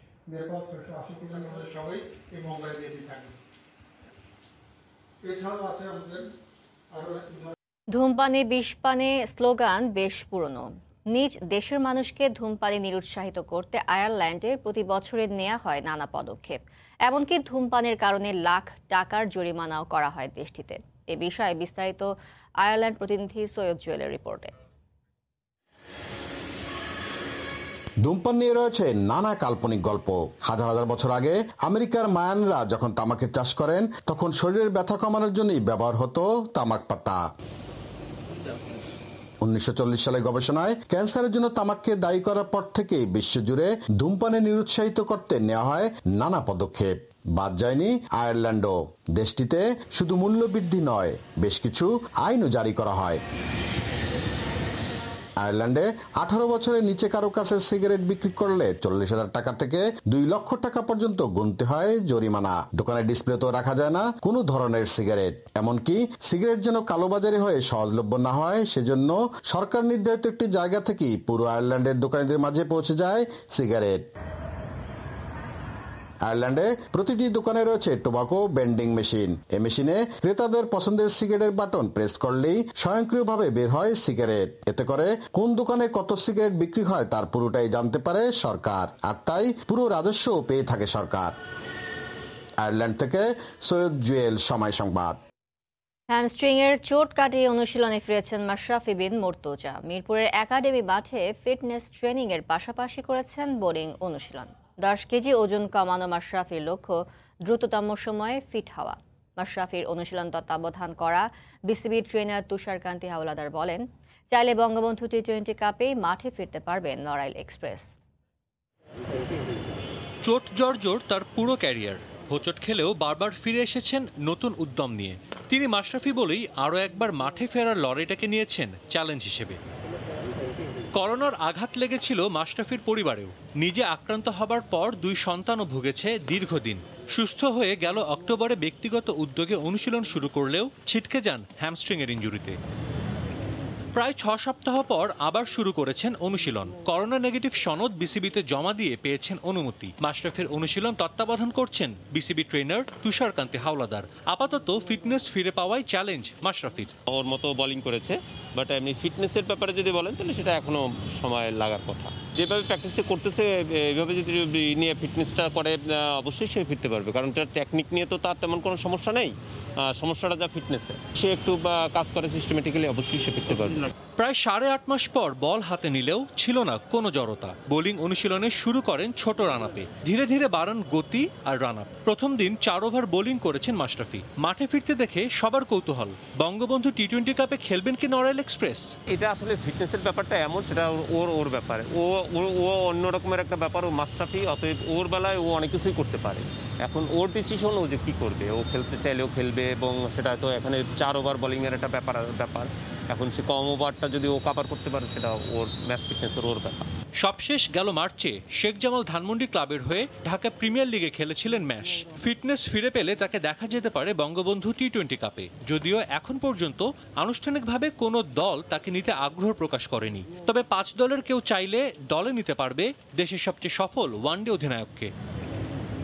সাজিদ মুস্তাহিদ, সময় সংবাদ, ঢাকা। বঙ্গবন্ধু টি-20 কাপে আজ দ্বিতীয় ম্যাচে উঠতে থাকা গাজী গ্রুপ চট্টগ্রামের মুখোমুখি হবে মিনিস্টার গ্রুপ রাজশাহী। আগামী সপ্তাহে রাজশাহীর হয়ে খেলতে পারবেন সাইফউদ্দিন, জানিয়েছেন কোচ সারোয়ার ইমরান। সেরা তারকাকে না পেলেও ম্যাচ জেতা কঠিন হবে না বলে মনে করেন কোচ। অন্যদিকে জয়ের ধারা ধরে রেখে শীর্ষস্থান অক্ষুণ্ণ রাখতে চায় চট্টগ্রাম। ম্যাচটি শুরু হবে আজ সন্ধ্যা 6:30টায়। মাঠে নামার জন্য আপ্রাণ চেষ্টা মোহাম্মদ সাইফুদ্দিনের। বিসিবির চিকিৎসকদের পরামর্শে চলছে পুনর্বাসন প্রক্রিয়া। গাজী গ্রুপ চট্টগ্রামের বিপক্ষে ম্যাচ সামনে রেখে একপাশে সতীর্থরা অনুশীলনে নিজেদের প্রস্তুত করছেন, কিন্তু দুর্ভাগ্য সাইফুদ্দিনের। ইনজুরিতে পড়ায় আলাদাভাবেই চলছে তার ফিট হওয়ার চেষ্টা। প্লেয়ার্স ড্রাফটে এ ক্যাটাগরির কোনো ক্রিকেটার না পাওয়ায় সাইফুদ্দিনই ছিলেন দলের সেরা তারকা। কিন্তু আসর শুরুর আগে অনুশীলনে ফুটবল খেলার সময় চোট পেয়ে ছিটকে পড়েন তিনি। তাকে ছাড়াই 3 ম্যাচের 2টিতে জিতেছে রাজশাহী। সাইফুদ্দিনকে ছাড়া পাড়ি দিতে হবে চট্টগ্রাম বাধাও। কবে ফিরছেন সাইফুদ্দিন? ঘুরে ফিরেই সমর্থকদের প্রশ্ন এটাই। খুশির খবর শুনিয়েছেন কোচও। সাইফুদ্দিনরা আমরা ট্রাই করছি 6 তারিখের দিকে, মেবি 6 তারিখে বা 6 তারিখে না হলে 8 তারিখে হয়তো ম্যাচটা পাবে। মিডল অর্ডারে রাজশাহীর হয়ে এখনও স্বরূপে ফিরতে পারেননি অভিজ্ঞ মোহাম্মদ আশরাফুল। 3 ম্যাচে নামের পাশে যোগ করেছেন মোটে 36 রান। বাজেভাবে রান আউট হয়েছেন সমালোচিত। এমন পারফরমেন্সে মোটেও সন্তুষ্ট নন কোচ সারোয়ার ইমরান। টেকনিক্যালি উন্নতি করলেও মানসিক ও ট্যাকটিক্যাল দিকগুলোতে আরও উন্নতির প্রয়োজন আছে বলে মনে করেন রাজশাহীর কোচ। আশরাফুলের 3টা খেলার মধ্যে আউটগুলো 2টা আউট একটু ছিল। তারপরে আমি মনে করি যে আশরাফুল টেকনিক্যালি তো আগের জায়গায় ফেরত আসছে, এবং ট্যাকটিক্যালি আর মেন্টালি কতদূর সে আগাইতে পারবে এটার উপর ডিপেন্ড করবে ইন্টারন্যাশনাল খেলতে পারবে কিনা। মেন্টালি স্ট্রং হতে হবে আরও। অন্যদিকে রাজশাহীকে হারিয়ে এ ম্যাচেও জয়ের ধারা ধরে রাখতে চায় চট্টগ্রাম। 3 ম্যাচের সবগুলোতেই জিতেছে মোহাম্মদ মিঠুনের দল। আসরের শুরুতে আলোচনায় না থেকেও সবার ঘুম হারাম করে দিয়েছে সালাউদ্দিন শিষ্যরা। এ ম্যাচেও রাজশাহীকে হারিয়ে পয়েন্ট টেবিলের রাজত্ব দখলে রাখতে চায় চট্টগ্রাম। পারভিন আক্তার, সময় সংবাদ, ঢাকা। বঙ্গবন্ধু টি-20 কাপে প্রথম জয়ের খোঁজে তামিমের ফরচুন বরিশালের বিপক্ষে মাঠে নামবে মুশফিকের বেক্সিমকো ঢাকা। তবে ঢাকার বাজে ফর্মের দিকে না তাকিয়ে থেকে জয়ের ধারায় ফিরতে নিজেদের পারফরমেন্সে ফোকাস রাখার কথা জানিয়েছেন বরিশালের ব্যাটসম্যান তৌহিদ হৃদয়। মিরপুরে 2 দলের ম্যাচটি মাঠে গড়াবে দুপুর 1:30টায়। কোন শনিবার করেছে কে জানে, রাহু গ্রাস কাটছেই না বেক্সিমকো ঢাকার। দেশের ক্রিকেটের মিস্টার ডিপেন্ডেবলের নেতৃত্বে 3টা ম্যাচ খেলেও হাসি মুখে মাঠ ছাড়া হয়নি। প্লে অফের কক্ষপথে থাকতে তাই জয়ের বিকল্প নেই ঢাকার সামনে। আর তা করতে হলে নিজেদের খোলস ছেড়ে বের হতে হবে ঢাকার ব্যাটিং লাইন আপকে। প্রথম ম্যাচে 167 রান তুললেও পরের 2 ম্যাচে 88 আর 109 রানেই গুটিয়ে গেছে ইনিংস। সঙ্গে রুবেল হোসেন, নাসুমদের বল হাতে হতে হবে আরও অনুশাসিত। চাপে ঢাকা, তবে প্রতিপক্ষ বরিশালও নেই স্বস্তিতে। 3 ম্যাচে মাত্র একটা জয় নিয়ে 5 জনের টেবিলে আছে 4 নম্বরে। তাই প্রতিপক্ষের চেয়ে নিজেদের পারফরমেন্সেই মনোযোগ বরিশালের। ঢাকা হয়তো বা 3টা ম্যাচ ওরা লস করছে, তো আসলে এরকম কিছু না যে ওরা কামব্যাক করবে না। তো আমরা আসলে ওইদিকে ফোকাস না করে আমাদের যে নিজের সাইডটা আছে ওগুলো নিয়েই ফোকাস করতেছি, কিভাবে আমরা ম্যাচ উইন হতে পারবো এবং ভালো রেজাল্ট নিয়ে আসতে পারবো। কারণ আমাদের জন্য ম্যাচটা অনেক ইম্পর্টেন্ট, কারণ আমরা 2টা ম্যাচ লস করছি। তো আমাদের নেক্সট ম্যাচটা অবশ্যই অনেক ভালো ফোকাস থাকবে ম্যাচ উইন করার জন্য। অবশ্য পায়ের তলায় মাটি কিছুটা শক্ত হয়েছে বরিশাল টিম ম্যানেজমেন্টের। অধিনায়কত্বের পাতাটা উল্টিয়ে রাখলে ব্যাটসম্যান তামিম ফিরেছেন রানে। সর্বোচ্চ রান সংগ্রাহকের তালিকায় আপাতত আছেন শীর্ষে। সব দলের বিপক্ষে ভালো করতে হলে তামিমের মতো প্রতি ম্যাচেই কারো না কারো একটা বড় ইনিংসের প্রত্যাশা অনূর্ধ্ব-19 বিশ্বকাপ জয়ীর। একটা বিগ রান দরকার আমাদের, একটা বড় একটা রান দরকার। যেমন ধরেন 70, 60, 50 যেরকমটা তামিম ভাই করেছে আমাদের টিমে, এরকম একটা বড় একটা ইনিংস খেললে আমরা ইনশাল্লাহ প্রত্যেকটা টিমের সঙ্গে ভালোভাবে ফাইট দেব ইনশাল্লাহ। প্রত্যেকটা প্লেয়ার অনেক ফোকাস আছে কীভাবে তাদের নিজের পারফর্মটা আরও ইউটিলাইজ করবে।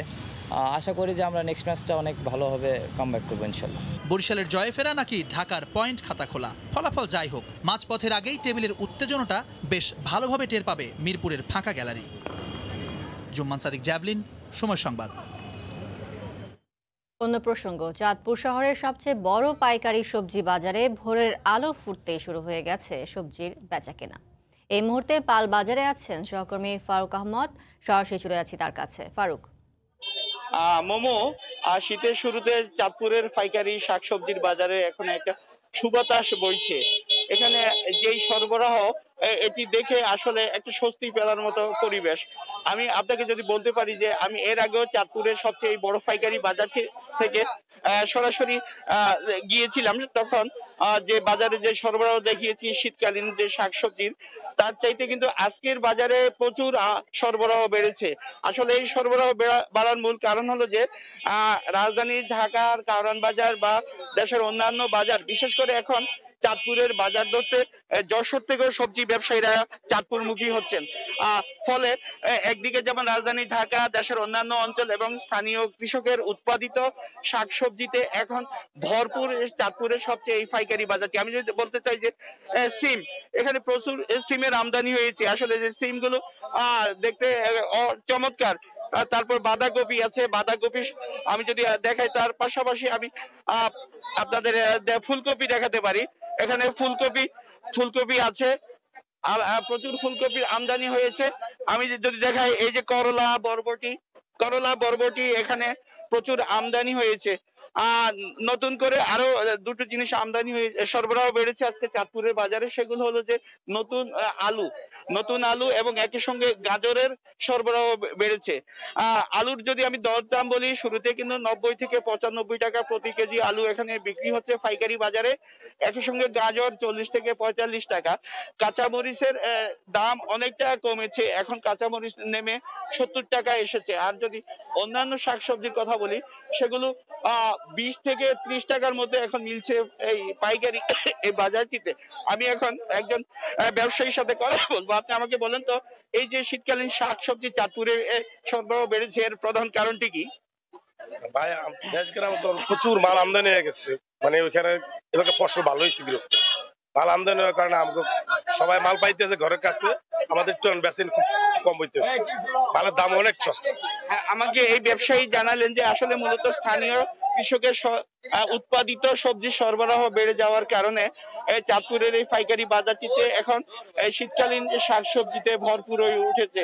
এখানে একটি কথা আমি জানিয়ে দিতে চাই যে চাঁদপুরে এই বাজারে যে শাকসবজিগুলো এখন বিক্রি হচ্ছে, এগুলো শহরের চাহিদা মিটিয়ে বিভিন্ন 8টি উপজেলা, একই সঙ্গে আশপাশের যে জেলাগুলো আছে সেখানে কিন্তু এখান থেকে সরবরাহ হচ্ছে। আর একটি স্বস্তির কথা, সেটি হলো যে চাঁদপুরের এই যে সবজির বাজারের যে কাঁচা মালামালের যে সরবরাহ, এটির প্রধান কারণ হলো যে এখানে যাতায়াত ব্যবস্থা খুব সুলভ। অর্থাৎ সড়ক এবং নদী পথে দুই ভাবে এখানে কিন্তু খুব সহজে এবং স্বল্প খরচে ব্যবসায়ীরা এবং কৃষকরা এখানে তাদের সবজি নিয়ে বাজারে ফিরতে পারছেন। আর যে কারণে এখানে ক্রেতারাও আকৃষ্ট হচ্ছে, ব্যবসায়ীরাও স্বাচ্ছন্দ্যে এখানে বেচা কিনা করতে পারছেন। আরেকটি সংখ্যার কথা ব্যবসায়ীরা আমাকে জানিয়েছেন যে শাকসবজির আমদানি সরবরাহ বেড়ে যাওয়ার কারণে এখানে এখন দামটা কিন্তু নিম্নমুখী। অর্থাৎ আগে গত সপ্তাহে যে দামটি ছিল, সে দামটি এখন কমে অনেক নিচে নেমে এসেছে, ফলে তারা এই নিয়ে শঙ্কিত যে আসলে এই যে সরবরাহ বেড়েছে, এতে যদি কাটতি না থাকে, অর্থাৎ বিক্রি যদি না থাকে, তাহলে এই যে কাঁচা মালামাল এগুলো সংরক্ষণ করা তাদের জন্য খুব কঠিন হয়ে দাঁড়াবে। আরেকটি তথ্য আপনাকে আমি জানিয়ে দিতে চাই যে সেটি হলো যে এই যে চাঁদপুরের যে পাল বাজার, আসলে এখানে যে ব্যবসায়ী আছেন সবাই এই মুহূর্তে আমি বলতে পারি যে খুব একটা চাঙ্গা ভাব নিয়ে তারা ব্যবসার হাল ধরেছেন। এই ছিল আমার কাছে চাঁদপুরের পাইকারি সবজির বাজার থেকে সবশেষ তথ্য। মোমো। চাঁদপুর শহরের পাল বাজার থেকে সবজি বাজারের সবশেষ খবর জানাচ্ছিলেন সহকর্মী ফারুক আহমদ। কাতার প্রবাসী ফুটবল প্রেমীদের জন্য সুখবর দিল কাতার ফুটবল অ্যাসোসিয়েশন। কাতার বাংলাদেশের ম্যাচ মাঠে বসে উপভোগ করতে পারবেন 2000-এরও বেশি দর্শক। এতে বেশ আনন্দিত প্রবাসী বাংলাদেশিরা। কাতার প্রতিনিধি আনোয়ার হোসেন মামুনের পাঠানো তথ্য, ছবি নিয়ে রিপোর্ট। বিশ্বকাপ বাছাই পর্বে কাতার বাংলাদেশের ম্যাচটি ঘিরে ব্যাপক আলোচনা, উৎসাহ, উদ্দীপনা বিরাজ করছে স্থানীয় কাতারের নাগরিক ও প্রবাসী বাংলাদেশিদের মধ্যে। ম্যাচের সময় যত ঘনিয়ে আসছে ততই আগ্রহ বেড়েই চলেছে প্রবাসীদের মাঝে। করোনার কারণে দর্শকবিহীন খেলা হওয়ার কথা থাকলেও শেষ পর্যন্ত 2000-এরও বেশি দর্শক মাঠে বসে খেলাটি উপভোগ করতে পারবে, এমন খবরে খুশি প্রবাসী বাংলাদেশিরা। পাশাপাশি বাংলাদেশের জয়ের ব্যাপারে আশাবাদী তারা। কাতারে 4 লাখ প্রবাসী আছি, আমরা আশাবাদী বাংলাদেশ ফুটবল টিম ইনশাআল্লাহ জয়লাভ করবে। 20% লোক স্টেডিয়ামে বসে খেলা দেখতে পারবে, আমরা খুবই আনন্দিত। এই ব্যাপারে আমরা খুবই আনন্দিত যে প্রবাসীরা অন্তত 20% লোক স্টেডিয়ামে গিয়ে খেলা দেখতে পারাও, আর বাকিরা আমরা বাইরে বসে খেলা উপভোগ করবো। বাংলাদেশ থেকে র্যাঙ্কিং ও শক্তিমত্তায় এগিয়ে থাকা 2022 সালের ফুটবল বিশ্বকাপের আয়োজক দেশ কাতারের বিরুদ্ধে জমজমাট প্রাণবন্ত একটি ম্যাচ উপহার দিবে বাংলাদেশ, এমনটাই প্রত্যাশা প্রবাসী বাংলাদেশিদের। সময় সংবাদ, কাতার। বাস্কেটবলের খবর।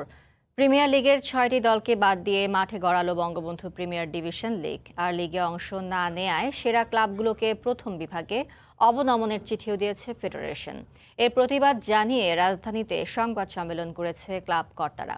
গেল এক দশকের চ্যাম্পিয়ন আর রানার্স আপ সহ আরও 4টি ক্লাবের পক্ষ থেকে বারবার লিগ পেছানোর অনুরোধ করলেও তা আমলে নেয়নি ফেডারেশন। মূলত করোনার দ্বিতীয় ঢেউয়ের কারণে ফেডারেশনকে ফেব্রুয়ারি-মার্চে লিগ আয়োজনের প্রস্তাব দিয়েছিল ক্লাবগুলো। আর নিয়ম বহির্ভূতভাবে প্রথম বিভাগের 2টি দলকে খেলানো হয়েছে বলেও অভিযোগ করেছে তারা। এছাড়াও বঙ্গবন্ধুর জন্ম শতবার্ষিকী উপলক্ষে আয়োজিত বিশেষ আসর এত সাদামাটাভাবে আয়োজনেরও তীব্র নিন্দা জানিয়েছে বাস্কেটবল সংগঠকরা।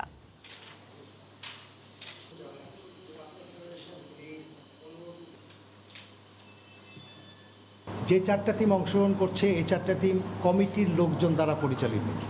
ফেডারেশনের কর্মকর্তারাই এই ক্লাবগুলো ওন করেন। তো ওনারা আসলে ক্লাব স্বার্থ দেখার চেয়ে নিজেদের স্বার্থটাই দেখছেন। বলে আসছিলাম যে আমরা অ্যাটেন্ড করব না, তো ওনারা আমাদেরকে না জানিয়ে বাকি সব করেছেন। কিন্তু এইভাবে আনুষ্ঠানিক প্রতিবাদ করার ট্র্যাডিশনটা ছিল না, এবার আমরা করলাম, দেখি এটা ইম্প্যাক্ট কী হয়। কুষ্টিয়ায় সকাল সকাল জেলা স্টেডিয়ামে ক্রিকেট অনুশীলনে নেমে পড়েছে বাসার একাডেমির শিশুরা। এই মুহূর্তে সেখানে আছেন সহকর্মী SM রাশেদ। সরাসরি চলে যাচ্ছি তার কাছে। রাশেদ, জেলা স্টেডিয়ামে সকাল থেকেই বাসার একাডেমি থেকে কুষ্টিয়ার আশেপাশে বিভিন্ন উপজেলা থেকে 200 প্রশিক্ষণার্থী, বিশেষ করে বিভিন্ন বয়স ভিত্তিক যে ক্রিকেটার আছে যারা বাংলাদেশের বিভিন্ন প্রান্তে এবং বাংলাদেশের বয়স ভিত্তিক জাতীয় এবং আন্তর্জাতিক পর্যায়ে খেলে, তারা কিন্তু এখানে সকালবেলা থেকে প্র্যাকটিস শুরু করেছে বাসার একাডেমির তত্ত্বাবধানে। মূলত বাসার একাডেমিটি 2004 সালে বাংলাদেশ ক্রিকেটের সাবেক নায়ক হাবিবুল বাশার সুমন তিনি প্রতিষ্ঠিত করে। তারপরে থেকে কিন্তু বাংলাদেশে বিভিন্ন জাতীয় এবং আন্তর্জাতিক পর্যায়ে কিন্তু এই বাসার একাডেমি কিন্তু আসলে প্লেয়ার তৈরিতে বিশেষভাবে ভূমিকা পালন করে। তো আমি এখন আপনারা দেখতে পাচ্ছেন যে বাসার একাডেমি থেকে বিশেষ করে শিশু এবং বিভিন্ন বয়সের কিন্তু প্রশিক্ষণার্থীরা তারা কিন্তু সকাল থেকেই এখানে প্রশিক্ষণ শুরু করেছে এবং তারা এখানে এবং জাতীয় এবং আন্তর্জাতিক পর্যায়ে তারা যাতে এই প্রশিক্ষণার্থীরা যাতে খেলতে পারে সেই এই লক্ষ্য রেখে কিন্তু এরা সকালবেলা থেকে কিন্তু এই বিভিন্ন বয়সের প্রশিক্ষণার্থীরা তারা এখানে খেলা শুরু করছে এবং তারা অনুশীলন শুরু করছে। এবং আপনাকে একটা বিষয় জানি নাকি যে আসলে কুষ্টিয়াতে কিন্তু বাংলাদেশে ক্রিকেটের জাতীয় পর্যায়ে কিন্তু ৩ জন প্লেয়ার কিন্তু খেলেছে। তার ভিতরে বাংলাদেশের সবচেয়ে সফল অধিনায়ক হাবিবুল বাশার সুমন কিন্তু এই কুষ্টিয়ারের ছেলে এবং বর্তমানে মিথুন আলী এবং সাবেক জাতীয় দলের প্লেয়ার বিজয় কিন্তু মূলত এই যে আপনার এই স্টেডিয়ামটা দেখছেন এখান থেকে কিন্তু তারা আসলে খেলাধুলা অনুশীলন করে, বিশেষ ক্রিকেট খেলার অনুশীলন করে তারা আসলে জাতীয় পর্যায়ে বিশেষ ভূমিকা পালন করেছে। এবং ইতিমধ্যে কিন্তু শুধুমাত্র কুষ্টিয়াতে কিন্তু 20 জন ক্রিকেটার যারা আসলে ঢাকাতে প্রথম বিভাগ, দ্বিতীয় বিভাগ এবং তৃতীয় বিভাগ এবং সিনিয়র বিভাগ যে লিগটি হয়ে থাকে ক্রিকেট লিগ, তাদের কিন্তু তারা নিয়মিত বিভিন্ন ক্লাবের হয়ে খেলায়। এছাড়া কিন্তু যে কুষ্টিয়া থেকে যেসব প্রশিক্ষণার্থীরা আপনারা দেখতে পাচ্ছেন তারা কিন্তু ইতিমধ্যে 2 জন কিন্তু বাংলাদেশ জাতীয় দলে অনূর্ধ্ব-14 দলে কিন্তু তারা নিয়মিত খেলা করে এবং তারা কিন্তু আন্তর্জাতিক পর্যায়ে কিন্তু তারা আসলে এই ক্লাব থেকে এবং এই বাসার একাডেমি থেকে কিন্তু তারা প্রশিক্ষণ গ্রহণ করে তারা বাংলাদেশের জাতীয় এবং আন্তর্জাতিক পর্যায়ে কিন্তু আসলে অংশগ্রহণ করেছে। তো আমরা আপনাদেরকে একটু জানিয়ে রাখি, বাসার একাডেমিতে কিন্তু 2004 সালে সংগঠন হওয়ার পর থেকে কিন্তু বাংলাদেশে জাতীয় এবং আন্তর্জাতিক পর্যায়ে অন্তত প্লেয়ার তৈরি একটি বিশেষ ভূমিকা রেখেছে। এবং এখানে আমি বিশেষ করে একজনের কথা না বলেই নয়, এখানকার যিনি প্রধান কোচ আছেন ইমদাদুল বাশার শাহিন, তিনি কিন্তু তার তত্ত্বাবধানে কিন্তু এখানে এই প্রশিক্ষণটা অংশগ্রহণ করে থাকে। তিনি কিন্তু বাংলাদেশ ক্রিকেট কন্ট্রোল বোর্ডের খুলনা বিভাগীয় দায়িত্বে আছেন প্রধান প্রশিক্ষক হিসেবে। এবং মূলত প্রধান প্রশিক্ষক ইমদাদুল হক রিপনের তত্ত্বাবধানে কিন্তু এখানে আসলে প্রশিক্ষণার্থীরা প্রশিক্ষণ গ্রহণ করে থাকে। তো আমি এখন একটু কথা বলবো, আমি এই বিষয়টা একটু জানি রেখে এখন আমি জনাব রিপনের কাছে জানতে চাই যে আসলে মূলত কি উদ্দেশ্যে আপনি এখানে এই করছেন, মানে খেলাটা অংশগ্রহণ করছেন। শুভ সকাল। এটা আসলে উদ্দেশ্য একটাই ছিল, কুষ্টিয়া ক্রিকেটটা যেন চালু থাকে এবং কুষ্টিয়ার যে ক্রিকেট লিগ গুলো হয় এখানে যেন পর্যাপ্ত প্লেয়ার থাকে এবং ডিভিশন পর্যায়ে যেন প্লেয়াররা এবং ন্যাশনাল পর্যায়ে যেতে পারে। ইতিমধ্যে আপনারা জানতে পেরেছেন যে অনেক প্লেয়ারই আন্ডার-19 এবং ন্যাশনাল টিমে যারা খেলছে তারা সবাই এখানে প্র্যাকটিস করে, প্র্যাকটিসের সুযোগ এখানেই থাকে। এখানে যে কুষ্টিয়া ক্রিকেটটা থেকে ডিভিশন পর্যায়ে সবসময় প্রতিনিধিত্ব করে থাকে লাস্ট আন্ডার-14 যে ন্যাশনাল এখান থেকে বেস্ট প্লেয়ার হয়েছে একটা ছেলে। এবং ধন্যবাদ জনাব রিপন, যিনি এখানকার প্রধান কোচের দায়িত্ব আছে। তো আমি কুষ্টিয়ার বাসার একাডেমির ক্রিকেট প্রশিক্ষণ নিয়ে এই ছিল আমার কাছে সর্বশেষ তথ্য। জাতীয় ফুটবল দলের খবর, কাতারের বিপক্ষে প্রথম লেগের ম্যাচে কোনো গোল পায়নি বাংলাদেশ। এবার অ্যাওয়ে ম্যাচে স্কোরিংয়ের ওপর জোর দিয়েছেন কোচিং স্টাফরা। প্রধান কোচ জেমিডে দলের সঙ্গে যোগ দেয়াটা ফুটবলারদের জন্য বাড়তি অনুপ্রেরণা, এমনটাই মনে করছেন সহকারী কোচ স্টুয়ার্ট ওয়াটকিস। এদিকে কাতারের বিপক্ষে সেরাটা দিতে মুখে আছে ফরওয়ার্ড নাবিব নেওয়াজ জীবন। কাতারের বিপক্ষে বিশ্বকাপ বাছাই পর্বের ম্যাচের আগে 2টি প্রস্তুতি ম্যাচে লড়াই করে হেরেছে বাংলাদেশ। এবার লাল সবুজ জার্সিধারীদের সামনে মূল ম্যাচের চ্যালেঞ্জ। এর আগে ঢাকায় কাতারের কাছে 2-0 গোলে হেরেছিল জেমিডের দল। সেই আক্ষেপ ভুলে প্রস্তুতি ম্যাচ থেকে শিক্ষা নিয়ে ইতিবাচক খেলার প্রত্যয় ফুটবলারদের। যদিও কাতারের বিপক্ষে প্রথম লেগের ম্যাচে মেলেনি গোলের দেখা, তাই প্রতিপক্ষের মাঠে ম্যাচটিকে বেশ গুরুত্ব দিচ্ছে টিম ম্যানেজমেন্ট। এ লক্ষ্যে গোলের সুযোগ কাজে লাগানো নিয়ে আলাদা করে ঘাম ঝরিয়েছেন জীবন সুফিলরা। বাংলাদেশের জন্য সুখবর, প্রধান কোচ জেমিডে বুধবার যোগ দিচ্ছেন দলের সঙ্গে। তাই ফুরফুরে মেজাজে সাদ, রহমত, ইয়াসিনরা আপাতত জিম সেশন ও দলীয় অনুশীলন করে নিজেদের প্রস্তুত করছে ফুটবলাররা। তারপরও বলের দখল নেয়ার পাশাপাশি আক্রমণাত্মক ফুটবলের উপর জোর দেন সহকারী কোচ স্টুয়ার্ট ওয়াটকিস। সেই সাথে গোলকিপারদের নিয়ে বেশ সিরিয়াস ছিলেন কোচ লেস ক্লিভলি। সব মিলিয়ে দলের প্রস্তুতি নিয়ে সন্তুষ্ট কোচিং স্টাফরা। জেমি দলের সঙ্গে যোগ দিচ্ছে, এটা ফুটবলারদের জন্য বাড়তি অনুপ্রেরণা। সবাই ম্যাচের জন্য শতভাগ প্রস্তুত। দুটি ম্যাচের ভুলগুলো নিয়ে কাজ করছি। মনোবল ও ফিটনেসের দিক দিয়ে ফুটবলাররা বেশ ইতিবাচক। আশা করছি ভালো কিছু অপেক্ষা করছে আমাদের জন্য। এদিকে কাতারে আসার পর প্রথমবারের মতো দলের সঙ্গে অনুশীলনে যোগ দিতে পেরে বেশ উচ্ছ্বসিত নাবিব নেওয়া জীবন। ঘরের মাঠে নেপালের বিপক্ষে গোল পেয়েছিল এই ফরওয়ার্ড, তাই তো এবার নিজের সেরাটা দিতে চান কাতারের বিপক্ষে ফিরতি ম্যাচেও। আজকে প্রথম দলের সঙ্গে বলে প্র্যাকটিস করছি, তো ব্যক্তিগতভাবে অনেক ভালো লাগতেছে। আরো 2-3 দিন সময় আছে। ফোকাস দিয়েছে বল পজিশন, তারপর টিম শেপ, স্কোরিং। ডাগআউটে থাকতে পারে, সেটা হবে টিমের জন্য সবচেয়ে প্লাস পয়েন্ট। আর আমরা এখানে দুইটা প্র্যাকটিস ম্যাচ খেলার পরে যেভাবে আমরা যে প্রবলেমগুলো ফেস করেছিলাম, সেই প্রবলেমগুলোর মধ্যে কোচ ইন্ডিকেট করে সেখানে ট্রেনিং করাচ্ছে। 4 ডিসেম্বর কাতারের বিপক্ষে বিশ্বকাপ বাছাই পর্বের ম্যাচে মুখোমুখি হবে লাল সবুজের প্রতিনিধিরা। দীপু, সময় সংবাদ। বঙ্গবন্ধুর জন্ম শতবার্ষিকী উপলক্ষে ঝিনাইদহে হয়ে গেল জমজমাট প্রীতি ফুটবল ম্যাচ। শৈলকুপার গাড়াগঞ্জ মাধ্যমিক বিদ্যালয় মাঠে এই টুর্নামেন্ট অনুষ্ঠিত হয়। ম্যাচে মুখোমুখি হয় ব্যারিস্টার সুমন ফুটবল একাডেমি ও গাড়াগঞ্জ ক্রীড়া সংস্থা একাদশ। 9 মিনিটে গোল করে দলকে এগিয়ে নেন ব্যারিস্টার সুমন। 32 মিনিটে পেনাল্টি থেকে সমতা ফেরায় গাড়াগঞ্জ। দ্বিতীয়ার্ধের শুরুতে ম্যাচে জয়সূচক গোল করেন জাতীয় দলের সাবেক অধিনায়ক জাহিদ হাসান এমিরি। ম্যাচ শেষে বিজয়ীদের হাতে পুরস্কার তুলে দেওয়া হয়। গ্রাম বাংলায় ফুটবলের জনপ্রিয়তা বাড়াতেই এই আয়োজন করা হয়েছে বলে জানান অংশগ্রহণকারীরা। দেশে প্রথমবারের মতো সাইকেল করে 1010 কিলোমিটার পথ পাড়ি দিয়ে ইতিহাস গড়লেন সেনাবাহিনীর 100 সাইক্লিস্ট। মুজিব জন্ম শতবর্ষ উদযাপনে দলটি তেঁতুলিয়া থেকে দীর্ঘ 23 দিন সাইকেল চালিয়ে মঙ্গলবার বিকেলে টেকনাফ 0 পয়েন্টে এসে পৌঁছায়। বঙ্গবন্ধু ও মুক্তিযুদ্ধের চেতনার বার্তা পৌঁছানোই মূল লক্ষ্য ছিল বলে জানিয়েছেন দলনেতা। আরও জানাচ্ছেন সুজাউদ্দিন রুবেল। একদিকে বিশ্বের দীর্ঘতম সমুদ্র সৈকত, আর অন্যদিকে দীর্ঘ 80 কিলোমিটার মেরিন ড্রাইভ সড়ক। এই সড়ক দিয়ে বিজয়ের মাসে পতাকা নিয়ে সাইকেল চালিয়ে টেকনাফ পৌঁছান সেনাবাহিনীর একটি দল। মুজিব জন্মশতবর্ষ উদযাপনে সেনাবাহিনীর 100 সাইকেলিস্ট তেঁতুলিয়ার বাংলাবান্ধা 0 পয়েন্ট থেকে যাত্রা শুরু করেন 8 নভেম্বর। দীর্ঘ 23 দিন সাইকেল চালিয়ে 1010 কিলোমিটার পথ পাড়ি দিয়ে পৌঁছান টেকনাফ 0 পয়েন্টে। অবশেষে দীর্ঘ পথ পাড়ি দিতে পারায় আনন্দে মাতোয়ারা তারা। এক কথায় বলতে অসাধারণ। বঙ্গবন্ধুর স্মৃতিকে সাথে নিয়ে আমরা তেঁতুলিয়া থেকে শুরু করে আজকে টেকনাফের সর্বমোট 1010 কিলো শেষ করতে পেরেছি।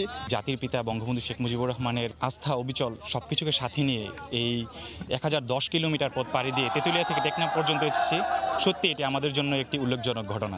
এত পথ আমরা কখনো প্রথমে করিনি, কিন্তু আমাদের মনের মধ্যে একটি চেতনা ছিল, বঙ্গবন্ধুর চেতনা। সেই চেতনাকে আমরা বুকে ধারণ করে আমরা বহুদূর পথ পাড়ি দেব, এই দৃঢ় প্রত্যয় আমাদের মধ্যে ছিল এবং সেই প্রত্যয়টাই আমরা ধরে রাখতে পেরেছি। অনেক কষ্টকর ছিল, পরে সেইটা আস্তে আস্তে সাহসিকতার সাথে সবাই উৎসাহতার সাথে আনন্দের সাথে আজকে শেষ মুহূর্তে পৌঁছে গেছি।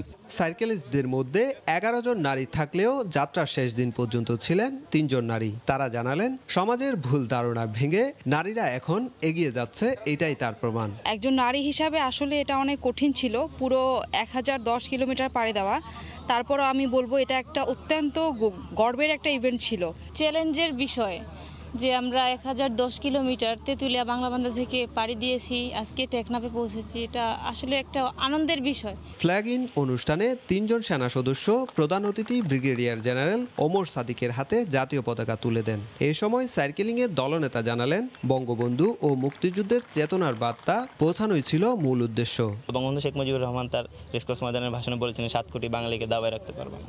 তো আমরা আসলে বাঙালি জাতিকে আবার ওটা প্রমাণ করতে চাই বাঙালি জাতির কাছে যে আসলে আমাদের মধ্যে সেই ন্যাচারাল ডিজাস্টার হোক আর যাই হোক, আমরা ওরকমই একটা জাতি যাদেরকে আসলে দাবায় রাখাটা খুব ডিফিকাল্ট।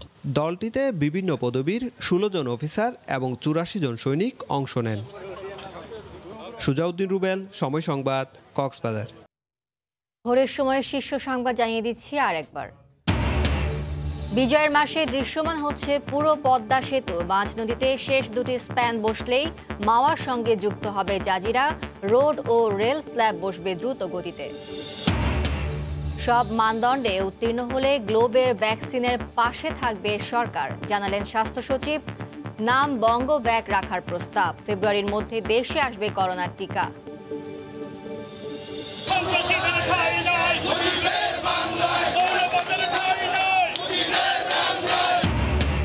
বঙ্গবন্ধুর ভাস্কর্য নির্মাণের বিরোধিতার প্রতিবাদে মানববন্ধন, বিক্ষোভ। ধর্ম নিয়ে বিভ্রান্তি ছড়ানো গোষ্ঠীর অপতৎপরতা রুখে দেওয়ার আহ্বান। এই ছিল ভোরের সময়ের সঙ্গে থাকুন সময়।